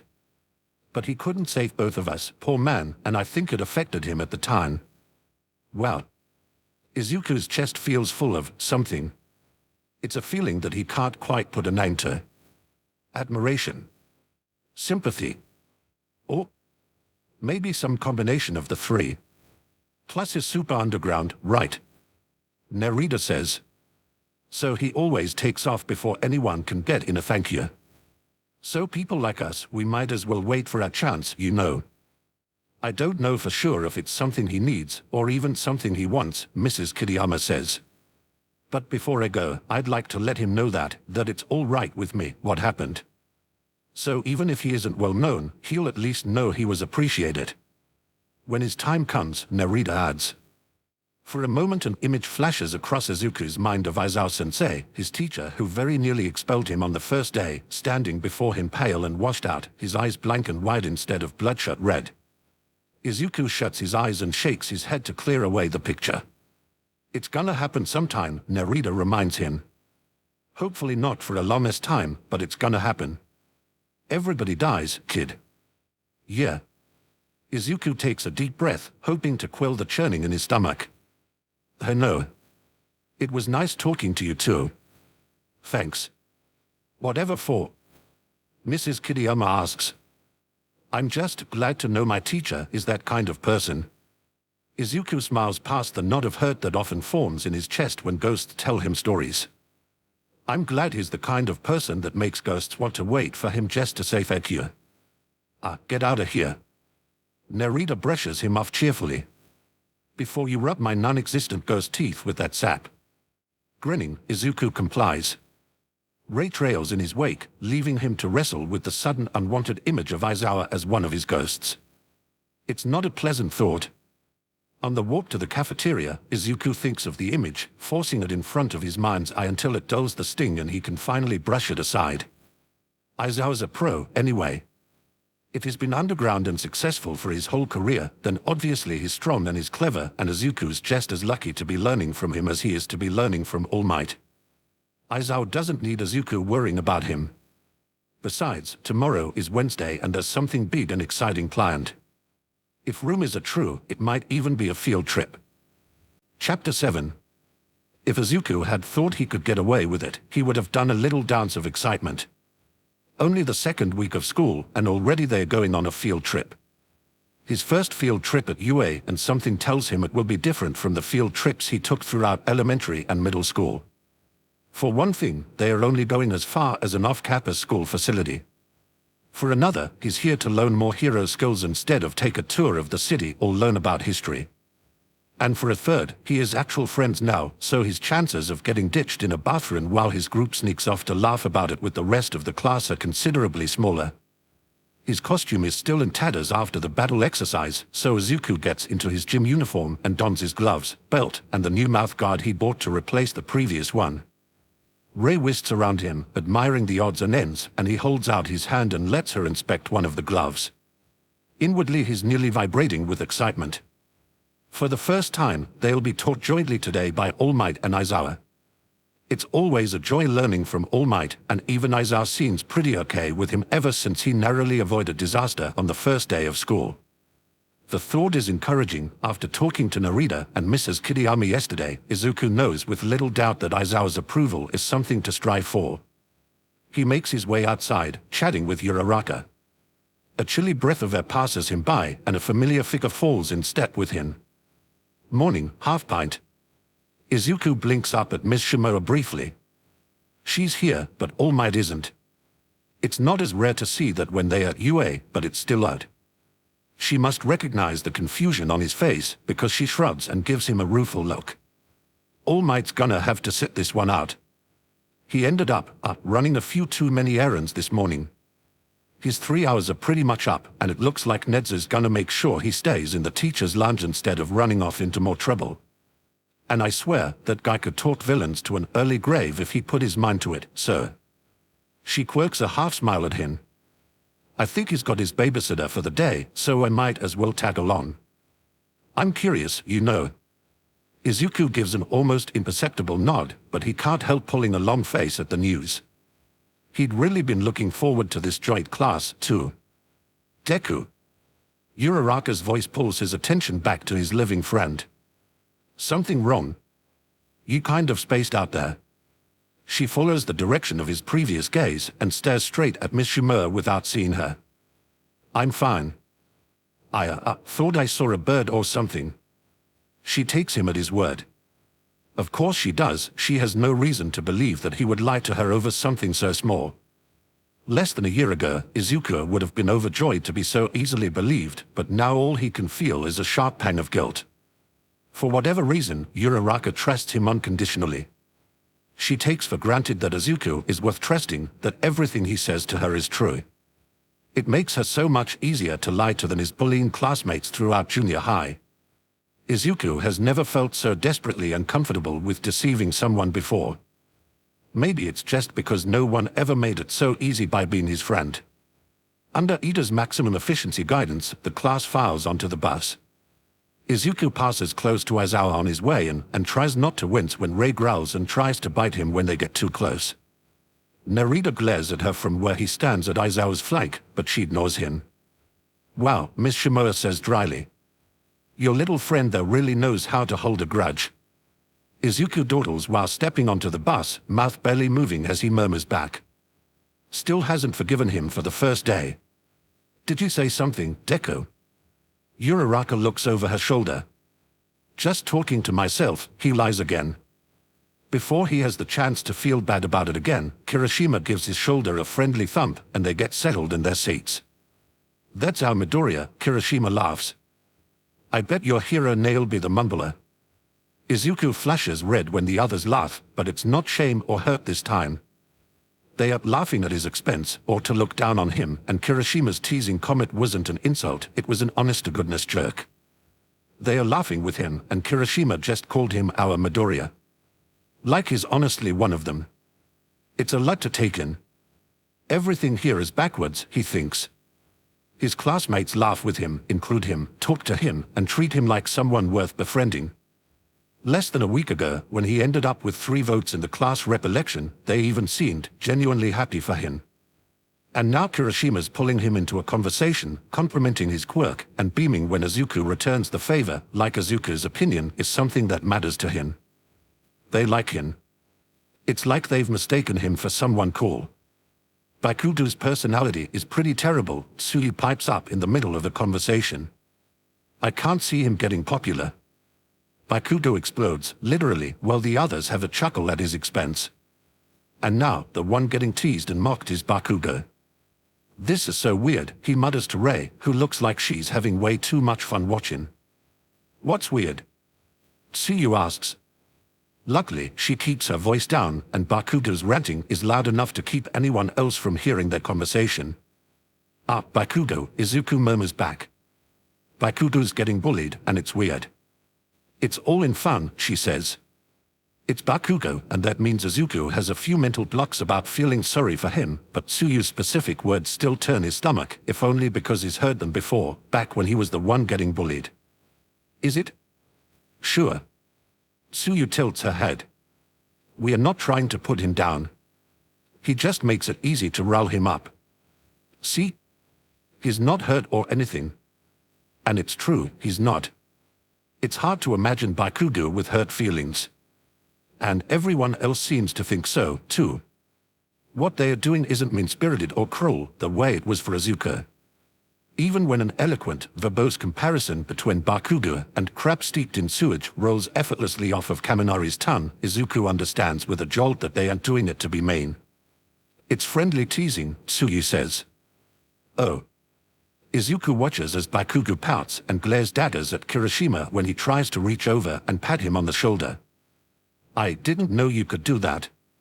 He's not sure if Tsuyu hears him. Miss Shimura does if the odd look she sends his way is any indication. She doesn't question him, and neither does Tsuyu. No, Izuku thinks as he sits on a bus, surrounded by living, breathing friends. This field trip is nothing like the ones he took in middle school. Definitely nothing like them, he thinks as he tries not to work himself into an excited panic over meeting the space hero 13. Nothing like them, he thinks as he and his classmates gasp in awe and excitement over the unforeseen simulation droid facility. Nothing like them, he thinks as a black hole opens in the middle of the air and spirits howl and scream as they pour through. Izuku takes a step back and Rei presses close and opens her jaws wide. Beside them, Miss Shimura steps in front of Izuku, placing herself between him and the oncoming wave of ghosts. What the hell? The howling mass pours forth from the black hole, scattering as they sob and shriek and wail. Izuku looks to his friends. They are all staring curiously in the direction of the black hole and only the black hole. No one looks afraid or alarmed, just curious. The dead fly over their heads and the howls form words. They are coming. Run. Run or you're all dead. Oh God. Oh God, there are children here. Get out of here. Run. They can't hear us. Without thinking, Izuku steps forward. What's going on, he calls, trying to get the attention of at least one of them. He tries to take another step toward the portal and its ghosts, but a firm hand in front of his chest stops him. Rei lets out a growl. Aizawa has moved forward, placing himself between the students and the black hole. 13 is doing the same. Aizawa speaks then, his voice almost lost beneath the cacophony of the dead. Villains, he says simply, and a moment later Izuku sees them emerge. They are very much alive, formed into loose, disorganized ranks, and they are stepping through the black hole like something out of a nightmare. 13 and a razor head, a voice bones. That's odd. The schedule we received told us that 13 and All Might was supposed to be teaching this class. Where is he? The unfamiliar voice cuts through the din so clunly that for a moment Izuku is sure it can only be another ghost.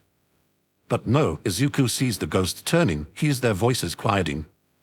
They are all looking in the same direction, at the same person. A man stands at the back of the villains, shoulders hunched, hands hanging loosely at his sides. At least, the hands that belong to him. There are many more pairs of hands, disembodied and pale, hanging from him as if part of a grotesque costume. On his arms, his ribs, around his neck as if strangling him. One hand covers his face like a mask. I went through all the trouble of bringing them, the man with severed hand says. And is not even here. Where is All Might? They said he would be here. His head tilts to the side. I wonder if he'll come if we kill some kids. A sharp intake of breath turns Izuku's head, and his blood runs cold. Miss Shimoa was standing beside him before, but now she floats several meters back, standing stock still as if she's seen a ghost. Her eyes are still black and white, but the outline of her form wavers, and her face is a mask of frozen horror. Her lips part, and her voice is so small. No, she's shaking from head to toe. No, he can't have.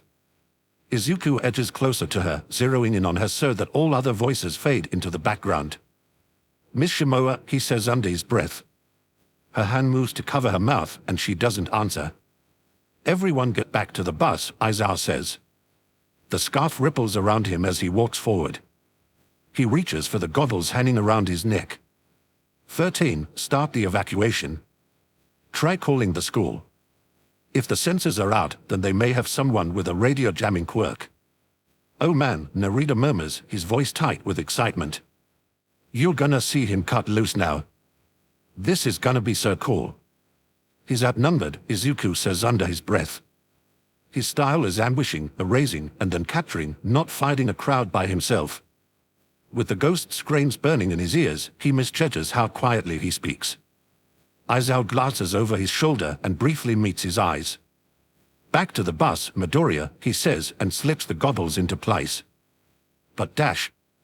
Without a backward glance, Aizawa launches himself off the top of the steps. Narita follows close behind, whooping in excitement. Izuku can only watch, frozen where he is, until Ida shouts at him to flee with the rest of the class. Miss Shimoa is still standing at the edge of the steps, motionless as she watches the scene below. She only moves when Rei flies in her face, screaming and dragging at her until she lets herself be pulled along. They almost make it to the doors. Rei shrieks as the same darkness that formed the black hole suddenly appears in their midst.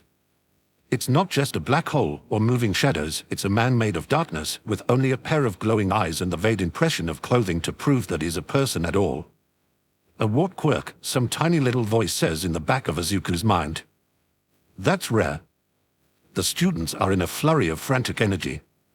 Most of them stay dutifully behind 13.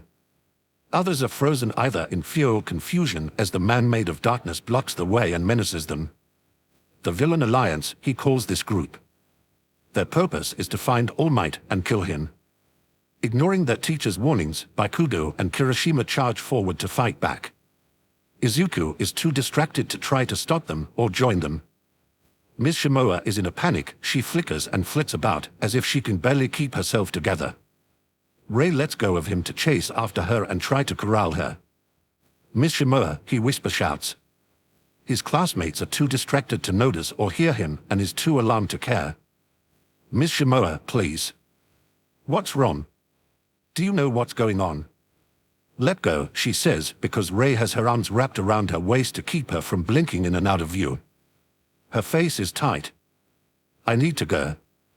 I need to, she stops short, casting a glance toward the fight in the center of the facility. Izuku follows her gaze. His classmates are distracted, fighting off panic or focusing on the warp gates forming around them. They need to escape. Who are they, he asks. Do you know them? A strangled sob cuts off whatever answer she might have given him. Izuku feels his heart clench in his chest. I have to go, she tells him. I have to find Toshi. Her wide, blank eyes turn to him, boring into him as tears gather. I'll bring him, he'll help. But she said, and Aizawa and 13, they were signaling each other. He's out of time. An explosion, one of Bakugu's, shakes the facility and sends up a cloud of thick smoke, and Izuku flinches and speaks through the ringing in his ears.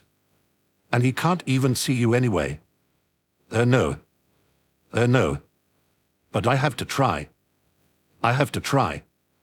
I can't let this, I can't let him, she breaks off, pressing the heels of her hands to her eyes before the tears can spill over. After a moment she lowers them and turns to Izuku, pale with desperate fear. She cups the side of his face with a hand that feels like ice. He tries not to shiver at her touch. "Miss Shimoa," he whispers. She rushes forward into an even colder hug. Her whisper brushes by his ear so softly that he shouldn't be able to hear it, but he does. "Don't die, little one. Don't let them kill you." The breath catches in his throat. "I won't," he whispers back. "I have too much to do." And then she's gone, and the darkness surrounds him like a blinding fog. He runs, but the ground no longer feels solid, and he barely makes it back to the light when he sinks into the pool of darkness with a cry of alarm. More ice-cold hands clutch at his, and he looks up to see Rei's face twisting and contorting with fear that borders on savagery. She clutches him so tightly that it hurts, but her form is weak and the pull of the warp gate is so much stronger. Rei, his hand slid from hers. The last thing he sees before the warp swallows him whole is his friend's nightmare of a face, jaws opening wide to give vent to her fury. Little brother is afraid. I know this because I see it in his eyes, and I hear it in his breath, and I smell it on him. He is rank with it. That's not good. Little brother is never afraid, not unless the bully comes too close to him. He wasn't even afraid of me when I first found him back when he was still little, even littler than me. He's not so little now, but he is still my little brother because I will protect him, I will watch him, and if anything tries to hurt him I will tear it to shreds and break it to pieces because he is mine, mine, mine. But he is afraid now, and I am also afraid, because the darkness is here and it's not my darkness, it's not the same, it's someone else's. It belongs to someone who wants to hurt him and I won't let them, IWONTLETTHEN. But it is too fast, and I am dead, and I have been dead for so long, and I cannot remember being anything else. I cannot touch this dark, I cannot stop it as it surrounds little brother, and he starts to fall. I catch his hand in both of mine, and I scream, and I want to cry, and he looks at me with big, big eyes, and he is afraid. The darkness takes him. It takes him and swallows him whole, and he is gone, gone, gone, and I cannot find him in the dark. There are many people here, big people, living people, surrounded by those who are dead. They are killers, they spread death and death follows them. They came and brought dead things with them, and they brought the darkness that stole him away. They took him. They took little brother, they hurt him, they took him away, and it's not fair, and they aren't allowed to take what isn't theirs. He is mine. I found him. I picked him. He talks to me and he gave me a name, and he isn't yours, he's mine, mine, mine dot. GIVEHIMBACK dot. GIVEHIMBACKORYOULLBSORY dot. HESNOTOUIS dot. HEISMINE. MYLITTOLEBROTHER dot MYFIEND dot. MINE dot. Izuku would probably be dead without Asue, either drowned or bitten and left to bleed out in the water. But his classmate's powerful kick sends the shark-faced villain flying underwater. Before her tongue wraps around his chest, she tows him back to the surface. Coughing and spluttering, Izuku scrambles to be more helpful than a dead weight as Asue lifts both him and a dripping Mineta to the momentary safety of the boat. The first thing he hears when his ears are cleared of water is the screaming. He can't even discern the voice that's responsible, because it doesn't sound like a voice at all. There is an almost physical weight to the noise, and it keeps him crouched low to the deck of the boat, clenching his teeth as it rings painfully in his skull. Is this someone's quirk? Does one of the villains have a vocal power the way present MIC does? Tears gather in his eyes as his head aches, but thankfully he's too soaking wet for anyone to notice. Hey, Mineta says, prodding at him worriedly. Midoriya, you're not hurt, are you? What's the matter? Do we know who's doing all the screaming? He manages to gasp out. How can they stand it? Asue doesn't even seem bothered by the noise at all. Mineta cocks his head, confused. What screaming? Closer to the railing, Asue tilts her head this way and that. I think I hear it, a little. You must have really good ears, Midoriya. She croaks worriedly. It might be some of our classmates. That villain had warp powers. He must have scattered us all over the facility. I hope they are all right. Izuku forces himself to his feet, swaying a little as the painful noise pervades his bones and vibrates the very marrow at their core. Asui and Mineta are talking to each other, unaffected. They don't hear it, he realizes dimly. And that can only mean one thing: whoever is doing it is dead. He makes it to the railing and leans there, focusing his eyes on the scene around them. The warp villain has dropped them in the flood simulation zone. All around, the water surface ripples as various aquatic villains close in on the boat. And beyond that, toward the central plaza of the facility. Bile rises in his throat, and his breath itches. Ray. Across the water, in the distance, there is another black hole, far different and far more familiar than the warp villain's portals. At least the warp gates had some semblance of order and control. This darkness lashes and roils, shifting and heaving like it's alive. Like it's angry. Her threat displays whenever Baikudu comes near cannot compare to this. Her temper tantrum after Aizawa raised his quirk cannot come close. He's seen this before. Perhaps not at this scale, but he's seen it. Ray is angry. She is terrified. And if he doesn't get to her, she might get angry and terrified enough to hurt someone. Mineta, he hears Tsuyu say. Don't you think, if they put together this whole plan to kill All Might, then it's probably because they have a way to do it. Kill All Might. Why would they do that? Because he's the number one. Is it for renown? Or is it to get rid of the main deterrent against crime? Ray's strains reach a fever pitch, and he shakes himself.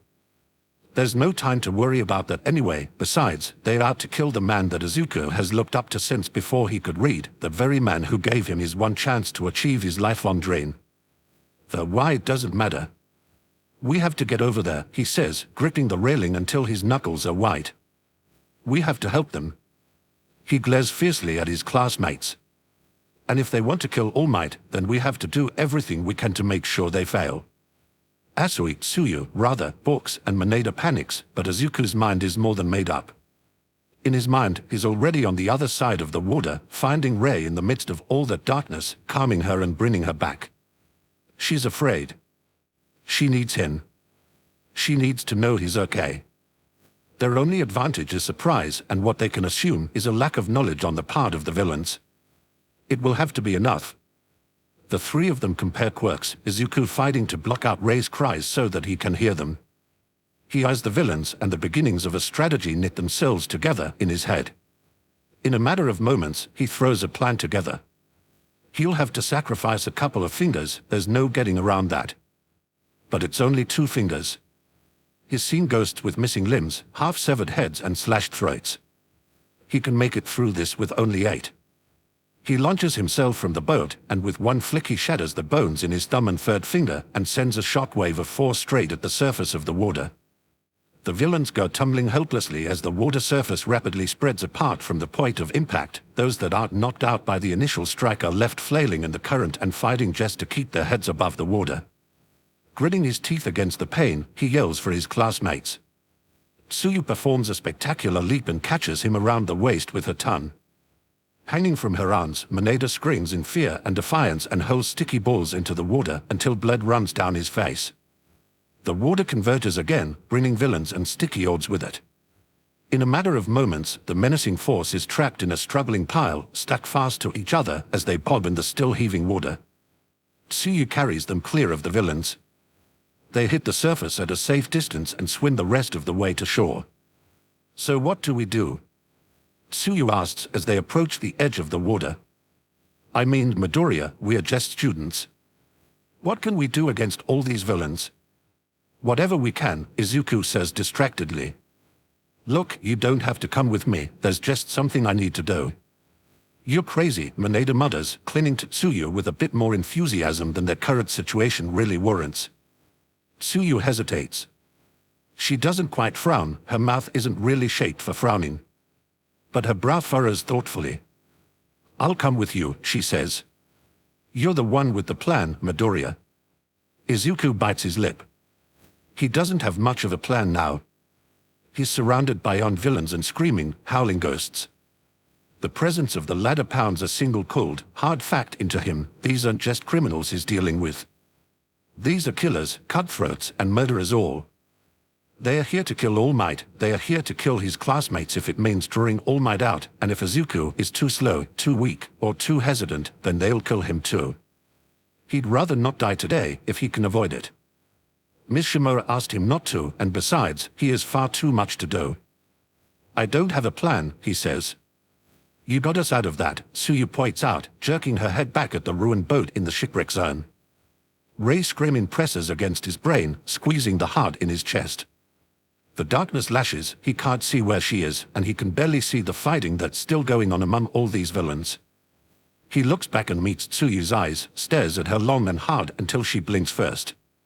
Tsuyu, he says quietly, so quietly that he can barely hear his own voice over his friend's hideous cries.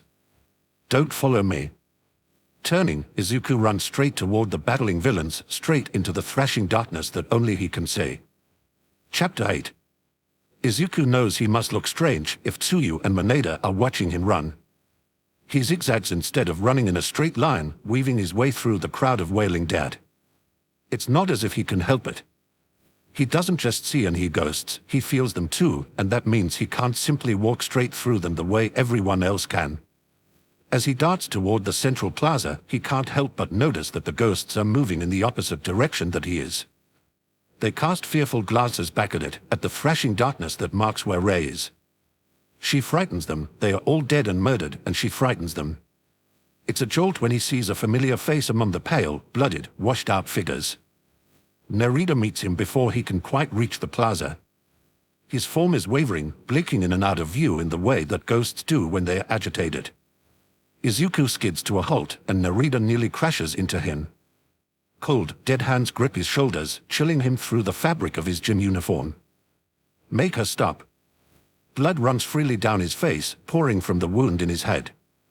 Even without visible eyes, he looks desperate. Please, Midoriya, you've got to make her stop. I can't reach her, and she's so angry. Rei's screaming leaps in pitch, and he flinches as if it's a physical blow. And it's hurting him. What? Izuku's breath catches in his chest. Other ghosts are staring, astonished. None of them realize that he can see them, and now here he is getting gripped and shaken by one of their own. Eraserhead. The deathly cold grip tightens. She's crazy enough that he's feeling it, and it's throwing him off. I've never seen him flinch this much in a fight, and he stumbles every time she touches him. Blood runs into his eyes, turning his glare red. Make her stop, Midoriya.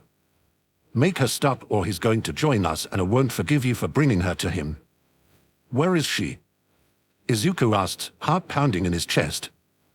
I'll get her out, I promise. She's just scared. She thinks I'm in trouble. Tell me where she is. Is she moving around a lot? No, Narita turns, letting go of him to point. There, she's on the side of the fight, where that pile of downed villains are. She's been tearing at them this whole time. She only moves if the fight gets close enough. I don't think she even knows what she's doing at this point. Izuku squints, but he can't see her. Where the darkness is thickest, Narita says. That's where she'll be. And Izuku sees it. He doesn't see Rei, but he does see what Narita is saying. Luck is with him. The epicenter of Rei's black hole isn't in the thick of the fighting. It's going to be dangerous and it's going to be stupid, and two of his fingers are limp and useless, but if he skirts around the battle and doesn't screw up, he can do it. He can reach her. No, what are you crazy? Another ghost, a middle-aged man with his head hanging at an odd angle. Don't send him in there. He turns to Izuku. Haven't you been paying attention? They'll kill you. Shut up. Narita snaps. He's the only one that can get that poltergeist out of there. I won't die, Izuku whispers, half to himself. He can't stand here much longer. He's out in the open, and if he lingers then some villain is bound to take advantage of an easy target. I can do this. I won't die. I won't die. Who are you talking to? Izuku jumps, whipping around to see Tsuyu standing behind him. Mineta is nowhere to be seen. Where's? He ran toward the entrance, she says. It's for the best. He can't run as fast on his own, and if I'm going to follow you, I can't have him hanging off of me. She turns her head, scanning the scene beyond him. I don't know what you're trying to do, Midoriya, she says. But if we stay out here much longer, they'll see us. I told you not to follow me, he almost hisses. It isn't just nobility driving him to say that, though his main fear is that he'll lead her into injury and mortal danger. But a smaller fear is that she'll see him talk to ghosts, or otherwise act in ways that he won't be able to explain. Well, I didn't listen, she says. So what's your plan? I'm not going to get in Aizawa's way, Izuku says. I'm just going to see if there's anything I can do to lighten his load. It's not a lie what he tells her. That is very much what he's going to do. Listen, I'm aiming for the other side of the plaza. There's some serious stuff going on at the entrance still, so we can't go that way. But if we find a quieter place to catch our breath, then so much the better, right? Are you trying to help Aizawa-sensei, or get somewhere safe? Tsuyu asks. Both. If you have to follow me, then meet me there, okay? He doesn't wait for an answer. If she's determined to follow him, then there's no way he can convince her not to. Izuku turns wide, gives Aizawa's battle a generous berth, and runs like he has never run before. More than anything, he wants to call out to Rei, to let her know as soon as possible that he's alive and almost unhurt. But if he does, then the villains will hear him, and he won't be alive for very long after that. Something is very, very wrong. Aizawa Shouder has been acutely aware of this ever since the damned warping villain scattered his students across the USJ facility. Instincts scream at him to help them, to gather them up and get them to safety, but he cannot follow those feelings even though he wants to. He's surrounded, hemmed in, and outnumbered. All he's capable of right now is subduing as many villains as possible and keeping the bulk of the fighting and the strongest members of their forces here in the plaza instead of running off into the facility to go after the students. His students. At first, he had mistaken it for simple alarm, the natural dread that he should feel when seeing the children under his charge in danger. But even now, as the battle goes on and adrenaline rushes through his veins, the fear does not fade as it normally does. As it always does. If anything, it escalates with every passing minute. The feeling chokes him, squeezing the very heart in his chest until he's sure his pulse will stop altogether. His reaction time suffers for it. He has narrowly missed death more individual times in this single fight than he has in his past year of hero work. And every now and then, chills grip him, the feeling of someone walking over his grave. If they are sudden enough, then they force him to blink, and his quirk-erasing hold fails on whatever villain he looks at. He's disoriented, bleeding, and unable to breathe properly. He leaps back and takes a deep breath to try to calm himself and get his rampaging terror under control. The breath makes noise, a quiet inward wheeze as he forces air into his lungs. This isn't right. No, this isn't right, he realizes. This fear isn't natural. It doesn't feel the way he knows his fear ought to feel. It feels more like someone has plunged deep into his brain, shredded apart consciousness and subconscious, and slimed their fist down on the button marked terror. An emotion-enhancing quirk. He's heard of those. They tend to go hand in hand with standard empathy. He switches his gaze from one villain to another, trying to find who is responsible, but the gut-churning terror that grips him refuses to fade. He looks to the ringleader, the pale one in black, whose face is masked by a severed hand. That one has yet to reveal his quirk. Perhaps it's him. No. But who else could it be? Is there another villain on the sidelines, sabotaging him from a safe distance? He looks. He does not find a villain, but he catches a glimpse of movement. Quick, almost unnoticeable movement. The fear within him wrenches at his insides. That's Midoriya Izuku, the boy he almost failed on the first day, skirting the edge of the fighting like a fool. What does he think he's doing? Shouder makes sure to keep his face turned away from Midoriya as he fights. If the boy is going to be an idiot, then Shouder can't afford to give away his presence by looking at him. He tracks Midoriya's progress from the corner of his eye. To his credit, the boy is fast and is using what little cover there is to his advantage. If Shouder weren't occupied by being hopelessly outnumbered and artificially scared out of his wits, he might even spare a moment for approval. He settles for relief. It cushions him against the fear, somewhat. Midoriya ducks out of his line of vision then, and Shouder is too busy dodging a flurry of blows from another villain to keep watching. His scarf wraps around his attacker, and he flings the villain straight into the path of another in mid-pounce. With a meaty thud, they both go down, and Shouder is reeling with terror again. All at once, the stranglehold around his heart falls away. Shouder can breathe again, and does so with enough quiet desperation to leave him nearly gasping. Before he can stop himself, he looks back to find Midoriya not far off, running full pelt away from a group of unconscious villains left in a heap after Shouder had subdued them toward the beginning of the fight. He could kick himself in irritation. He hadn't thought to look for the culprit among the villains he had already defeated. One of them must have recovered enough to sabotage him from the sidelines. The lot of them are still lying motionless on the ground, with Midoriya racing away, holding his arm out oddly. His student looks back and meets his eyes for only a moment. From the distance and through his eye-concealing goggles, Shouder catches the flash of desperate hope in his student's eyes. He's not sure what Midoriya has done. By the time the day is over, he won't have the chance to wonder or to scold the boy for his recklessness. But at least, in this moment, he can spare a moment of gratitude before he turns back to the villains and finds the ringleader charging at him to attack for the first time. Izuku's heart is in his throat as he tears past the battlefield, plunging in and out of the blackness. He sees the darkest point just ahead, hovering in the midst of a heap of unconscious, motionless villains. Other villains battle around him, from the low-level thugs to the hulking, muscular brute with dark blue skin and unblinking eyes. Ray's darkness lashes at him, chilling him to the bone marrow, but he keeps his feet moving and holds himself straight into where the shadows are thickest. He feels her more than he sees her, a floating cold spot in the heart of the black hole. Izuku reaches out, and his fingers brush something that burns like dry ice. He wraps his arms around a familiar small form, and when he breaks through the other side of the darkness, he takes her with him. She struggles in his arms, clawing at him, lashing out with pure rage. "Ray," he whispers. "Ray, it's me." He looks back. The blackness is already scattering, giving him a better view of the battle. He searches it briefly and finds Aizawa looking in his direction. With the goggles, it's impossible to tell if he's looking at Izuku. Izuku skids to a halt some distance from the edge of the fighting, nearly losing his balance. He falls to a kneeling position, clutching Ray with both arms to make sure she doesn't get loose and go back to her raging. She's still struggling. Izuku crouches low and clings to her. "Ray.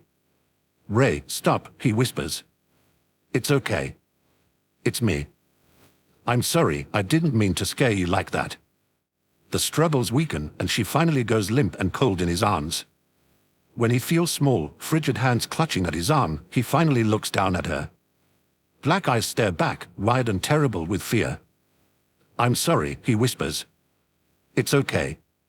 It's gonna be okay, I promise." She twists around in his arms and hugs him, burying her face into his chest. The screaming has finally stopped. His friend is silent. "Midoriya."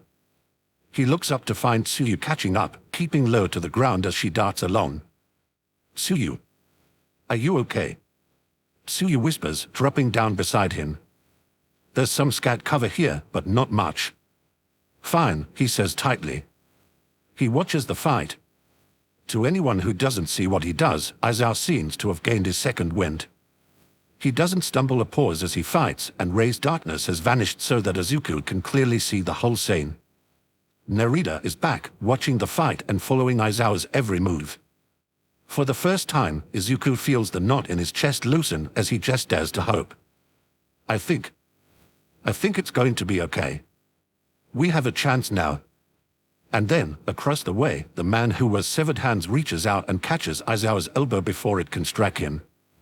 As Izuku watches, aghast, the black sleeve of Aizawa's costume crumbles, and the arm beneath it begins to crumble as well before Aizawa breaks free.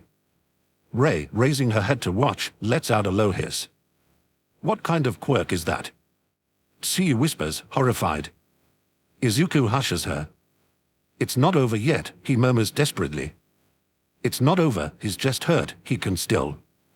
He doesn't see the hulking Dark One move until it's already on top of Aizawa. It's fast, far faster than a person that size has any right to be. The teacher turns to look at it, and has to bend his head back just to look at the face, the misshapen, deformed mess of a face, with its exposed brain and rolling, unblinking eyes. The brute brings its appraised hand down, and the fight is over before Izuku can blink. Before his eyes, Aizawa's shattered goggles go flying, and his teacher's blood spatters the ground. The tide has turned so quickly that Izuku feels sick with vertigo, and he can only watch in helpless horror as his teacher takes the most brutal beating that Izuku has ever witnessed. A strangled noise escapes him. He doesn't think, his mind is burned blank with panic. All he sees is Tsuyu horrified beside him, Narita screaming his head off as he hurls his intangible form at the monster, Aizawa limp and broken on the ground, Aizawa pale and washed out and blooded, standing before him with blank white eyes, just one more ghost for Izuku to talk to. Even when the beating stops, it doesn't, not really. The monster, Numu, Izuku hears the pale villain call it Numu, pins him down, breaking and crushing his arms until Aizawa cries out with pain. Narita's scream joins it. He moves, because in that moment rushing into certain death is less terrifying to him than cowering and doing nothing as another ghost is made in front of him.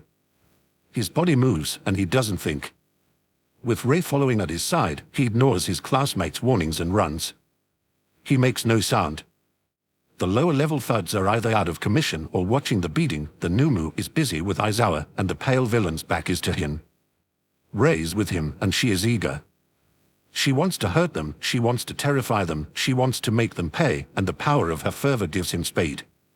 Izuku's hand curls into a fist, and he calls on one for all as he lunges at the pale villain's unprotected back.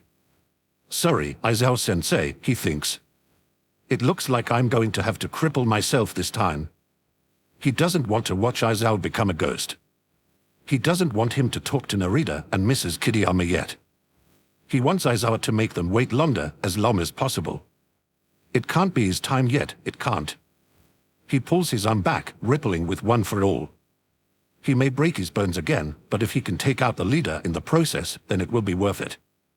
At the last moment, the pale villain turns to face him, eyes sparking with a wild, joyful light. At precisely the same moment, Tsuyu's tongue wraps around his chest with a wet smack and yanks him back out of the villain's reach, just as one of his pale, bloodless hands lashes out at him. Izuku loses his hold on one for all, and the sparking energy dissipates. Oh. The pale villain's voice trembles with glee.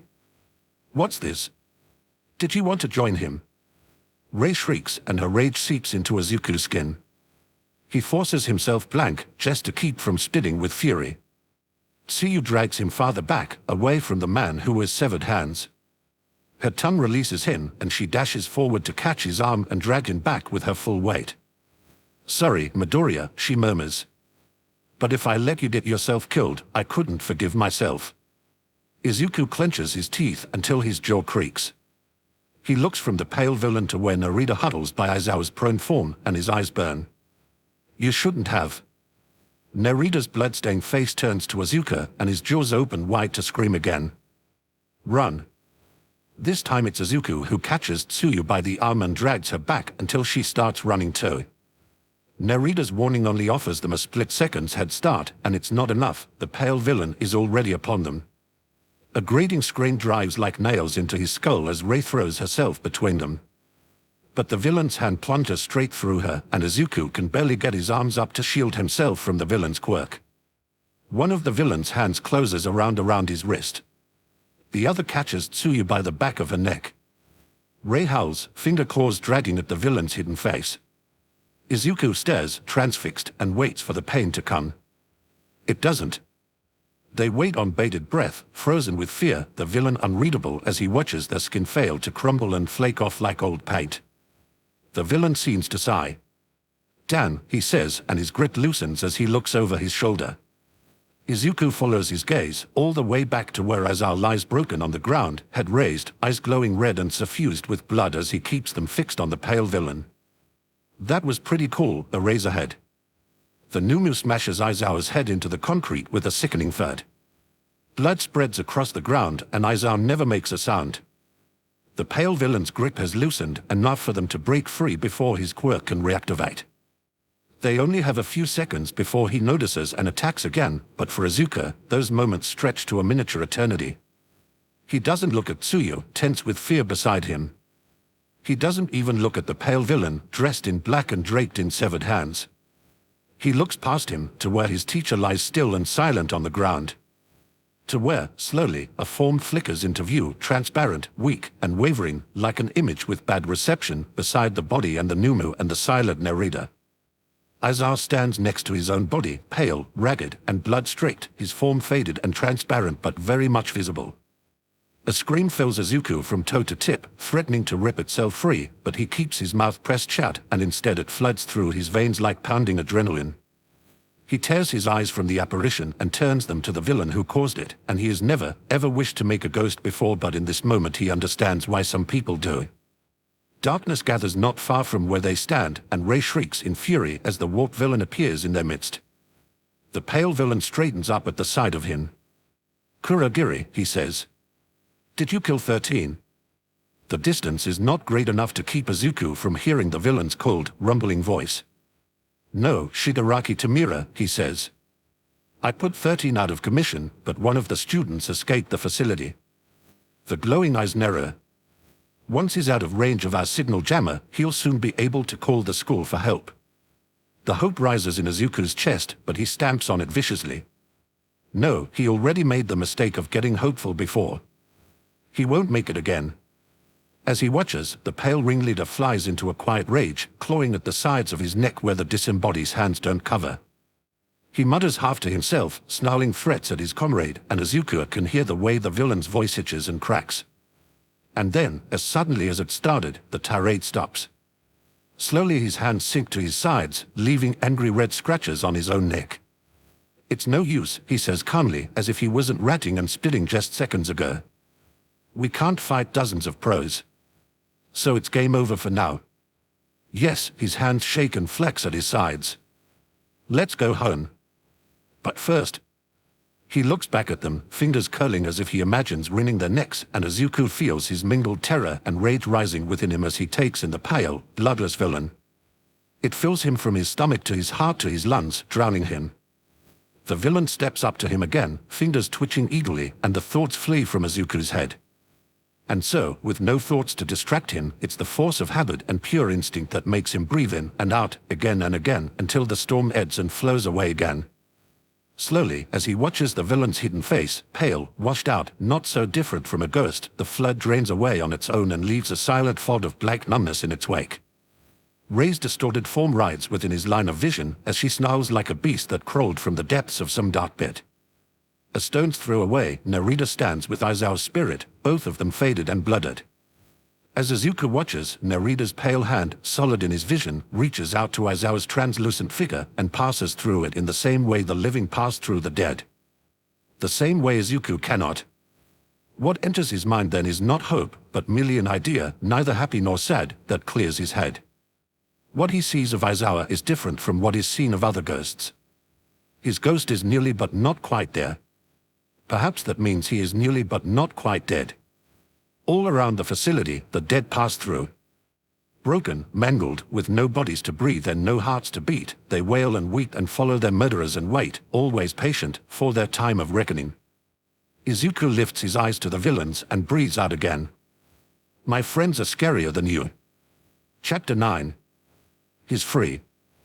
The crushing weight of the Numu is gone, and Shouder is free, and the pain is gone, and his head is clear but for the roaring in his ears, and is not sure how this happened, but he can't afford to care. He broke eye contact. That villain, the one with the disintegrating touch, Midoriya, was there, and Aswatsuya, they were there, right there, and the villain was on top of them, and he broke eye contact. His eyes clear. He's looking at the villain's back, just across the way. The pale man hasn't moved from where he was before, standing over the kids. They are children, they are his kids, his students, and Shouder moves before he can properly think. He reaches them far more swiftly than he has ever moved before. He blinks, he just blinks and is there and yells at them to run. He can still move, he can still fight, he can still protect them until he can't move or fight anymore. Not one head turns to look at him. The villain ignores him, still talking to the one with the warped quirk. Shouder stands between the man and his students in far too little space, and no one backs away. He looks over his shoulder and finds Aswa speechless with horror as she stares not at him but through him, while Midoriya's eyes are glassy and blank as if he feels too much for any of it to share.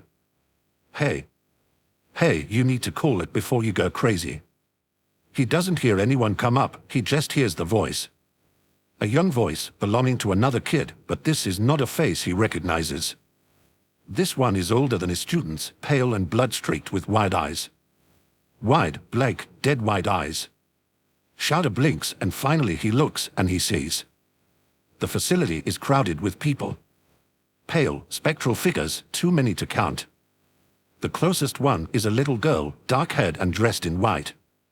She watches him silently, one among countless others. Most of them mangled, disfigured, and crying out as the villains ignore them. No, that isn't right.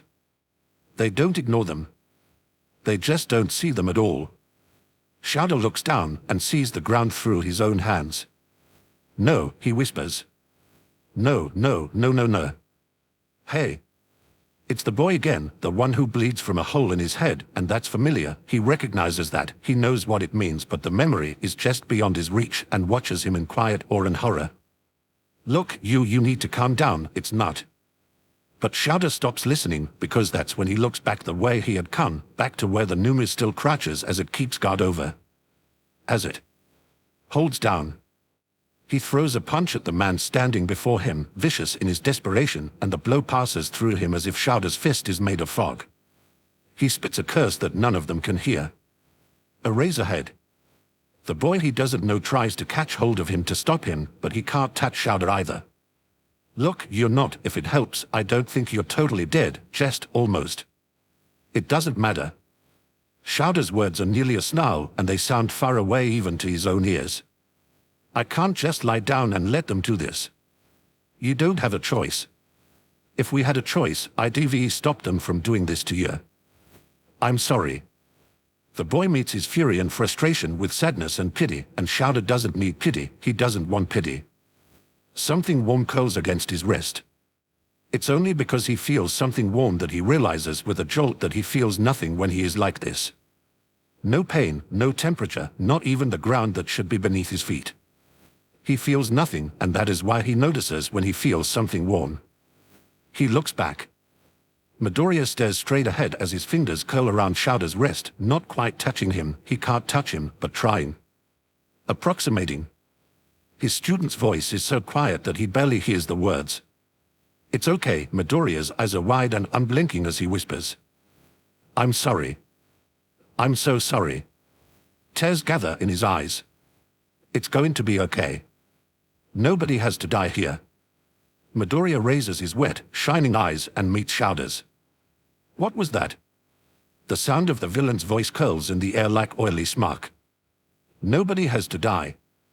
His voice shakes with held-back laughter. Well, that's not really up to you, is it? Midoriya doesn't take his eyes away from Shouder's face, but when he speaks again, his voice rings cold and clear. I wasn't talking to you. Shouder doesn't know what's happening. He doesn't understand any of this, none of it makes sense to him, except the fact that his student is mouthing off to a villain instead of running away, and that's going to get him killed. What are you doing? Shouder hisses. He tries to shove Midoriya away, but it's no use. Get out of here and run. They wouldn't get far, the young ghost tells him. That one's fast and that one warps. They'd be caught in seconds. Shouder looks sharply at him and the boy shrugs. I'm just saying. Behind him the villain speaks again, voice dripping with quiet menace. What did you just say? Midoriya's eyes shift then, moving from Shouder's face to the villain standing behind him. I said, Midoriya answers patiently. I wasn't talking to you. His head tilts to one side, blinking slowly as he considers the pale villain before him. But, since you're asking, would you like to talk? Midoriya, what are you doing? Shouder would drag him away if he could, by the hair if need be, but his reaching hands pass through his student uselessly. Midoriya doesn't react beyond briefly closing his eyes. Run, you idiot. There's a hiss not unlike radio static, and the little girl in white rushes at him with a face that drips and melts into a snarl. He pulls back on instinct, and Midoriya stands before the villain unobstructed. Midoriya's eyes briefly meet his, then flicker past him to look at the villain once more. Shouder has never felt so helpless in his life. The man who has severed hands stares back. His eyes glitter through the cracks in the fingers. If you're going to kill him, then do it quickly, the warped villain rumbles urgently. It's Shigaraki. Midoriya says. Is that what he called you? There's no reply. Sorry to interrupt, I was just wondering. Does this mean you're still going to leave? For all the tension and terror that Shouder feels sharply, he still has just enough room to approve of the sheer force of Midoriya's composure. It's impressive, given the circumstances, eerie, but impressive. And yet, that very same composure gives him pause, because it doesn't belong on that face. It shouldn't belong. Where is the boy who stammers and shakes in the face of a challenge? Where is the boy who rallies with a determined smile? Midoriya isn't smiling right now. He isn't anything. His face is as blank as a doll's. Maybe. The villain lifts one of his own hands again. Not that you'll be alive to see it. Oh. Midoriya doesn't step back, but he does lean back, pressing into Asui and pushing her further away from the villain before him as well. You still going to kill us, too? He asked so bluntly, so casually, as if the thought of death doesn't make him panic, it simply makes him cold. Wouldn't that be nice? Shigaraki's eyes shine with excitement. If we can't kill All Might here, then we may as well hurt his pride instead. The hand covers most of his face, but Shouder can practically hear the grin. Oh, well, if that's what you want to do, Midoriya says. Shouder sees the way he eyes Shigaraki's lethal hands. I think you've already done it, plenty. And I don't know what your plan is, but so far it seems pretty effective. This gives the villain pause. He cocks his head, almost bird-like in his curiosity. Oh? Shigaraki Tamura, the warped villain, growls. Why are you wasting time speaking with this child? Well, yes, Midoriya replies, ignoring him. He speaks slowly and hurriedly, as if they are chatting out on the street. I mean, you don't really need to kill us if you want to hurt All Might's pride. I think you already did that just breaking in here at all. His eyes flicker briefly to Shouder again. One eye twitches, but it's not a twitch, it's a wink on the side that Shigaraki can't see as well. And I don't know if you know this, but Aizawa-sensei and All Might don't really like each other very much. So it's already going to hurt his pride that Eraserhead did all the work and gets all the glory for fighting you by himself. That's a lie, Shouder knows. All Might isn't that petty, and someone who admires him as much as Midoriya does would damn well know that he isn't that petty. He sees Midoriya's throat bob a little as he swallows. And that All Might didn't even show up when you beat him up. He's not going to be very proud about that. Oh. There's an excited tremble in Shigaraki's voice. He's buying it, he's actually listening. I didn't know that. I didn't think of that. That's very interesting. What was your name? Oh, I'm just some guy, Midoriya says. So, I mean, I don't think anyone's going to think less of you if you leave now. You've already done a lot, breaking in here and beating Eraserhead, so it's pretty impressive. Except what? Shigaraki leans closer. Shouder can smell the chemical preservatives keeping the severed hands from decomposing, and judging by the way Midoriya's nose wrinkles, so can he. The villain's fingers dance closer to Midoriya's face, not quite touching him, just reminding him. Midoriya blinks, but not much else. To go on. You're a bold, funny little thing, aren't you? Can you really kill All Might? Midoriya asks, his voice blandly curious. He's the strongest, you know. I don't know if anyone can kill him. He's stalling, the young ghost whispers, as if there's any chance of the villain's overhearing. The ghost's voice trembles with excitement. Holy shit, he's buying time, fucking go for it, Midoriya. Be careful. Shouder keeps his voice soft, too. If he startles Midoriya, then Midoriya might startle the villains, or otherwise lose this tenuous hold he has over Shigaraki. It is fragile. The entire situation is fragile, and if his student isn't careful then he's going to get all of them killed. The villain's voice trembles with amusement at Midoriya's question. Wouldn't you like to know? Shigaraki, the warped villain, wants and is ignored. So you must have something big planned if you're here to kill All Might, Midoriya says. His voice sounds alien to Shouder's ears, far away and unnaturally steady. You must have something big up your sleeve, something you know will kill him. Otherwise you wouldn't have gone to all this trouble, right? You got so far, and you beat Aizawa-sensei and 13, so you must be smart. Shigaraki, the warped villain, snaps. Shut up, Kurogiri, Shigaraki spits back petulantly. He's going to die anyway. He adds with a glance at Izuku. And we can kill the symbol of peace. And even if we don't, how much will it hurt him to find children dead when he gets here? Maybe we can still wait for him. It would be nice after we came all this way. Well, that's the thing, isn't it? Midoriya says. You know you can kill him, just like he knew he would be here. Midoriya tilts his head to the side again, and that's when Shouder sees his student go for the throat. Except he isn't, is he? Shigaraki goes still. You didn't know that All Might wouldn't be here, Midoriya says. You didn't know that Eraserhead would. You didn't even know what all our quirks were. And at that moment, Midoriya finally smiles at Shigaraki Tamura. Imagine what else you don't know, Mr. Shigaraki.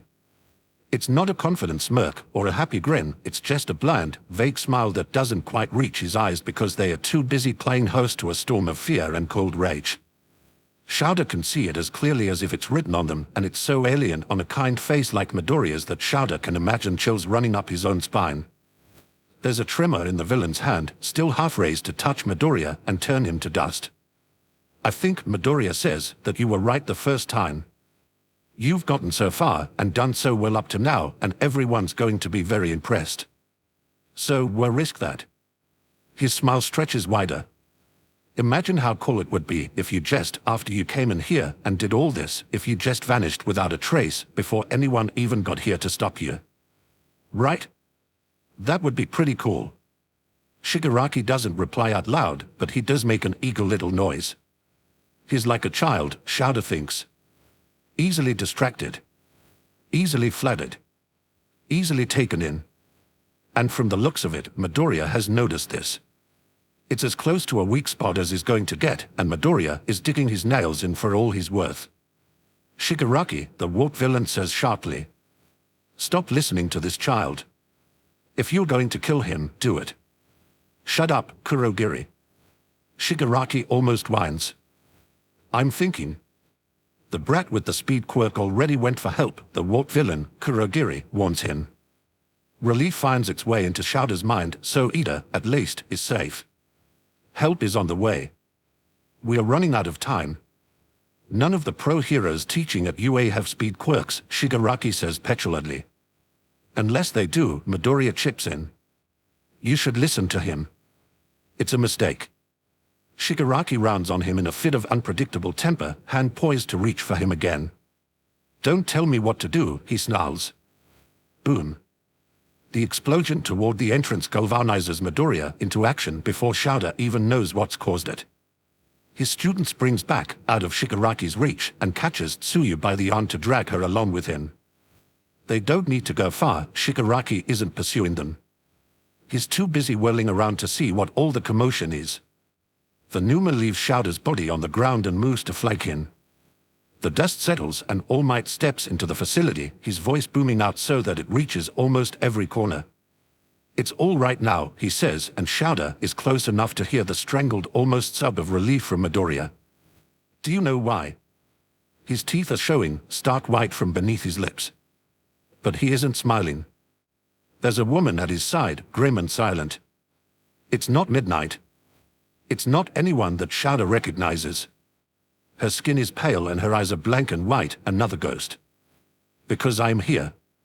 Shouder is watching what happens next, and yet he sees almost nothing. In the space of a blink, villains go flying before All Might reappears by his body.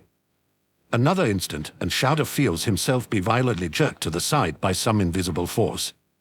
When he gets his bearings, they are halfway across the plaza from where they were before. All of them Midoriya, Asui, and All Might, who lays his body down with a gentleness that Shouder grudgingly appreciates. The dead boy reappears next to him, grinning. Wow. For a second there I thought he'd lassoed you or something. You must really still be alive if you're tied to your body like that. Shouder only half hears him, too caught up in his own relief. About time someone got here, he mutters. Give him a break, the ghostly woman at All Might's side snaps. The principal held him up. I had to short-circuit half the lights in the room and knock tea all over the carpet just to give him the chance to slip off. Shouder sees the grin spread across Midoriya's face, sees the boy look straight at the woman and see her. Thank you, his student mouths silently. Midoriya can see them. There's no getting around that. The dead are everywhere, and Midoriya can see them. Midoriya, Asui, All Might says quietly. Head to the entrance. Take Aizawa with you, I leave him to you. It's uncomfortably strange, being talked about like he isn't there. I'm right here, Shouder says. They can't see you, the dead boy reminds him. They didn't kill him. Asui whispers. Her eyes are fixed on his body, wide with horror. Midoriya locks eyes with Shouder again. The boy's stare sharpens, considering him, searching his face. Shouder can only look back, helplessly lost, before Midoriya turns back to Asui. No, he tells her. He's still alive. Hurry. All Might urges. They rush to obey, and Shouder would spare a moment to be touched if the situation went so dire. And it is dire, though the students don't know it. He and 13 had signaled each other before. All Might has spent his time limit already. He must be running on fumes and a prayer at this point. Midoriya and Asui heave his unconscious form off of the ground, while the dead boy hovers anxiously and the little girl darts around them unseen, gathering up the blooded, trailing scarf to keep it from getting underfoot and tripping them. It is then that Midoriya hesitates and looks back. All Might, he says. There's something funny about the big one, Numa. And you, he's oddly solemn, Shouder thinks. For a boy who so obviously hero worships All Might, he look almost unhappy to see him. Midoriya shoots a furtive glance toward Asui before his throat bodds and he speaks again. Is there time? He knows, Shouder realizes with a jolt. Young Midoriya. All Might turns to face him and the smile is back in place. At his side, the ghost woman's pale face mirrors it. It's going to be all right. Now please, get him to safety. Midoriya knows about the time limit. He knows, and All Might knows that he knows, and what does this mean? Tsuyu is staring at him. Izuku can feel the full weight of her attention pressing on his mind. He isn't looking directly at her, but he can feel her wide eyes boring into him all the same, watching him as if she expects him to sprout fangs and shoot poison. And why wouldn't she, after what she just saw him do? Most people wouldn't talk that way to a villain. Most people would scream, would run, would shout and curse and threaten and spit defiance.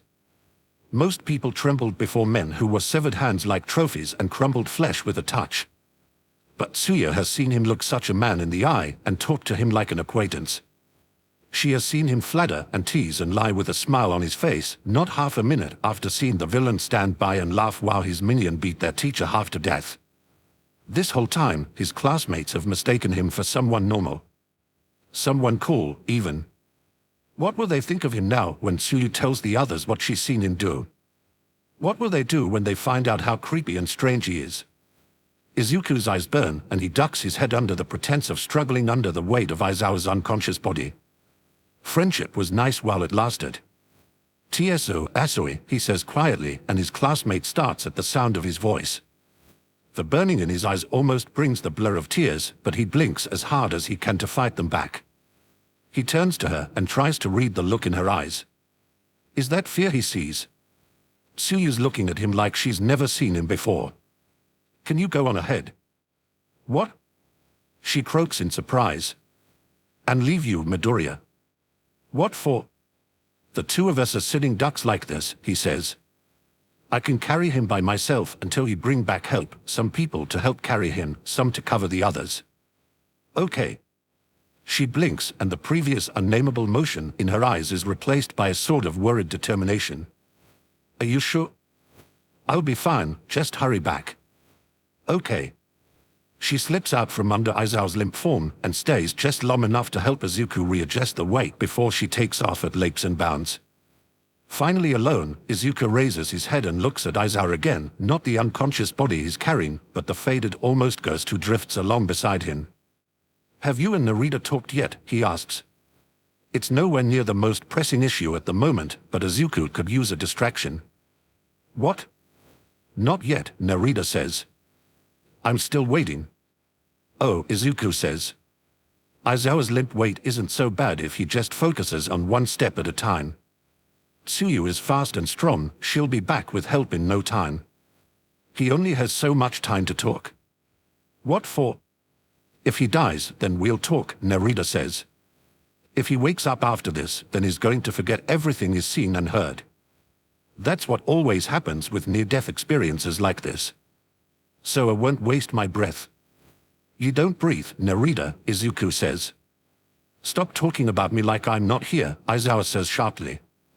Sorry, Izuku says automatically. The moment the word is out, his throat feels tight and the burning in his eyes is back. Don't cry, Midoriya. Somehow, Aizawa's voice is gruff but not unkind. Sorry, Izuku chokes out. I'm sorry, it's my fault, and you saved us, me and Tsuyu, and if you die, it'll be my fault, and that's never happened before, and I didn't mean for this to happen. They did, Aizawa says. Izuku blinks up at him, eyes blurring. You didn't mean for it to happen. They did. Aizawa looks back to the battling villains. Making it more their fault than yours, wouldn't you agree? Izuku purses his lips to keep from crying. He's out of time, isn't he? He half whispers. All Might. If help doesn't come soon, he'll lose. He won't run out of time, Aizawa tells him. He's stubborn like you. He'll be fine.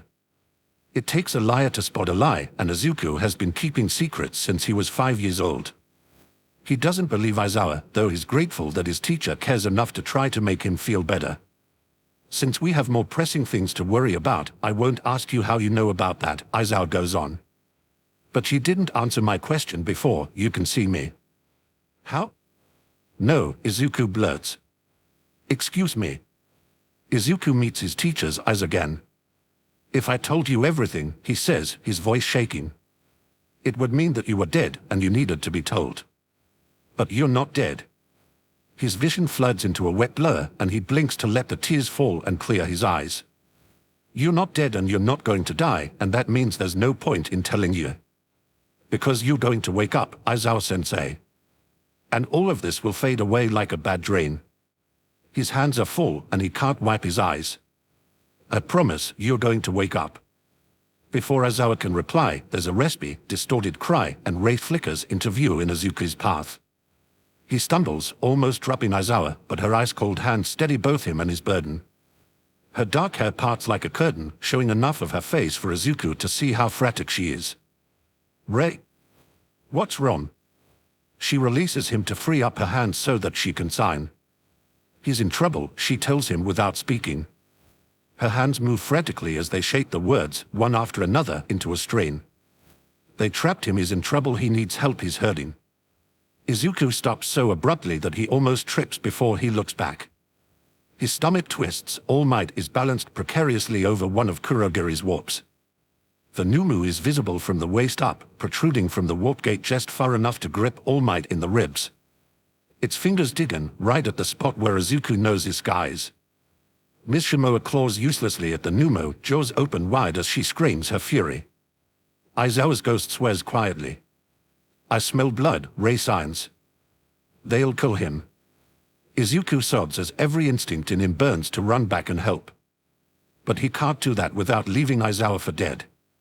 He can save Aizawa, whose almost ghost stands before him and might become a real ghost if help doesn't come soon, or he can help All Might, who trusted him with his power and his secrets and promised to train him into just as great a hero as Izuku has ever hoped to be. Whatever you're thinking of doing, Aizawa says. Don't. And that's not just me being selfish. This is so you can save yourself, Midoriya. I don't want to save myself, Izuku whispers. Damn it, Midoriya, he stayed to fight to give you a chance to get away. Aizawa snaps. Don't throw that away so lightly. I'm the only one who knows. Izuku chokes out. Nobody else, they don't know he's hurt, they don't know he's... Deku. He turns forward again, and hope stabs him in the heart when he sees Tsuyu returning with Uraraka, Sira, and Satu with her. Hurry, he yells back, and his voice comes out cracked and raw and broken. One touch from Uraraka lightens his burden, and he ducks out from under Aizawa's limp form. Get him to safety, he blurts. Midoriya, don't, Aizawa's almost ghost growls at him. I have to, he answers. Have to what? Uraraka asks, but Izuku is already running. Ray keeps pace with him, her hair twisting like dark snakes, and he feels his own desperate fear and anger finally boil over. It lends him strength and speed. he'll help. Whatever he can do to help, whatever he can sacrifice, he'll do it. All Might will win. Of course, it's not that simple. It's never that simple. In the end, it's not so much a close call as it is a string of close calls, one after another. Every time All Might is nearly beaten, something gets in the villain's way. First, Izuku charging back into the fray after leaving Aizawa in his classmates' care. He can't do much on his own, but his other classmates are next to arrive, Bakuga taking down the warp villain with a well-placed explosion, and Todoroki freezing the Numu's lens so that All Might can escape its grip. And finally, when the battle is truly dire, when One for All leads from All Might's body and shatters the bones in Izuku's legs with a single desperate leap, the rest of Yue's faculty arrives, with Ida leading the way. In the end, 2 villains escape, and no new ghosts are made that day. Izuku is left lying injured on the ground. Rei hovers over him, humming anxiously, while Miss Shimo stands by All Might's side like a bodyguard. She's been strangely quiet this whole time, ever since she came back with him. But there's time to worry about that later, for now, tears of relief, shame, and leftover fear stream down his face. He's okay. All Might is okay. Izuku couldn't do much, but he could buy time. He stalled the villains the last few minutes before All Might could arrive, and bought a precious handful of seconds to keep them from killing him before Ida's return with reinforcements. He wasn't useless. He wasn't much, but he wasn't useless. Only one more thing of note happens that afternoon, before paramedics arrive to take charge of him and All Might. Hey. Midoriya. At the sound of Kirishima's voice, Izuku looks up to see his classmate running toward them with a worried look on his face. Are you guys okay?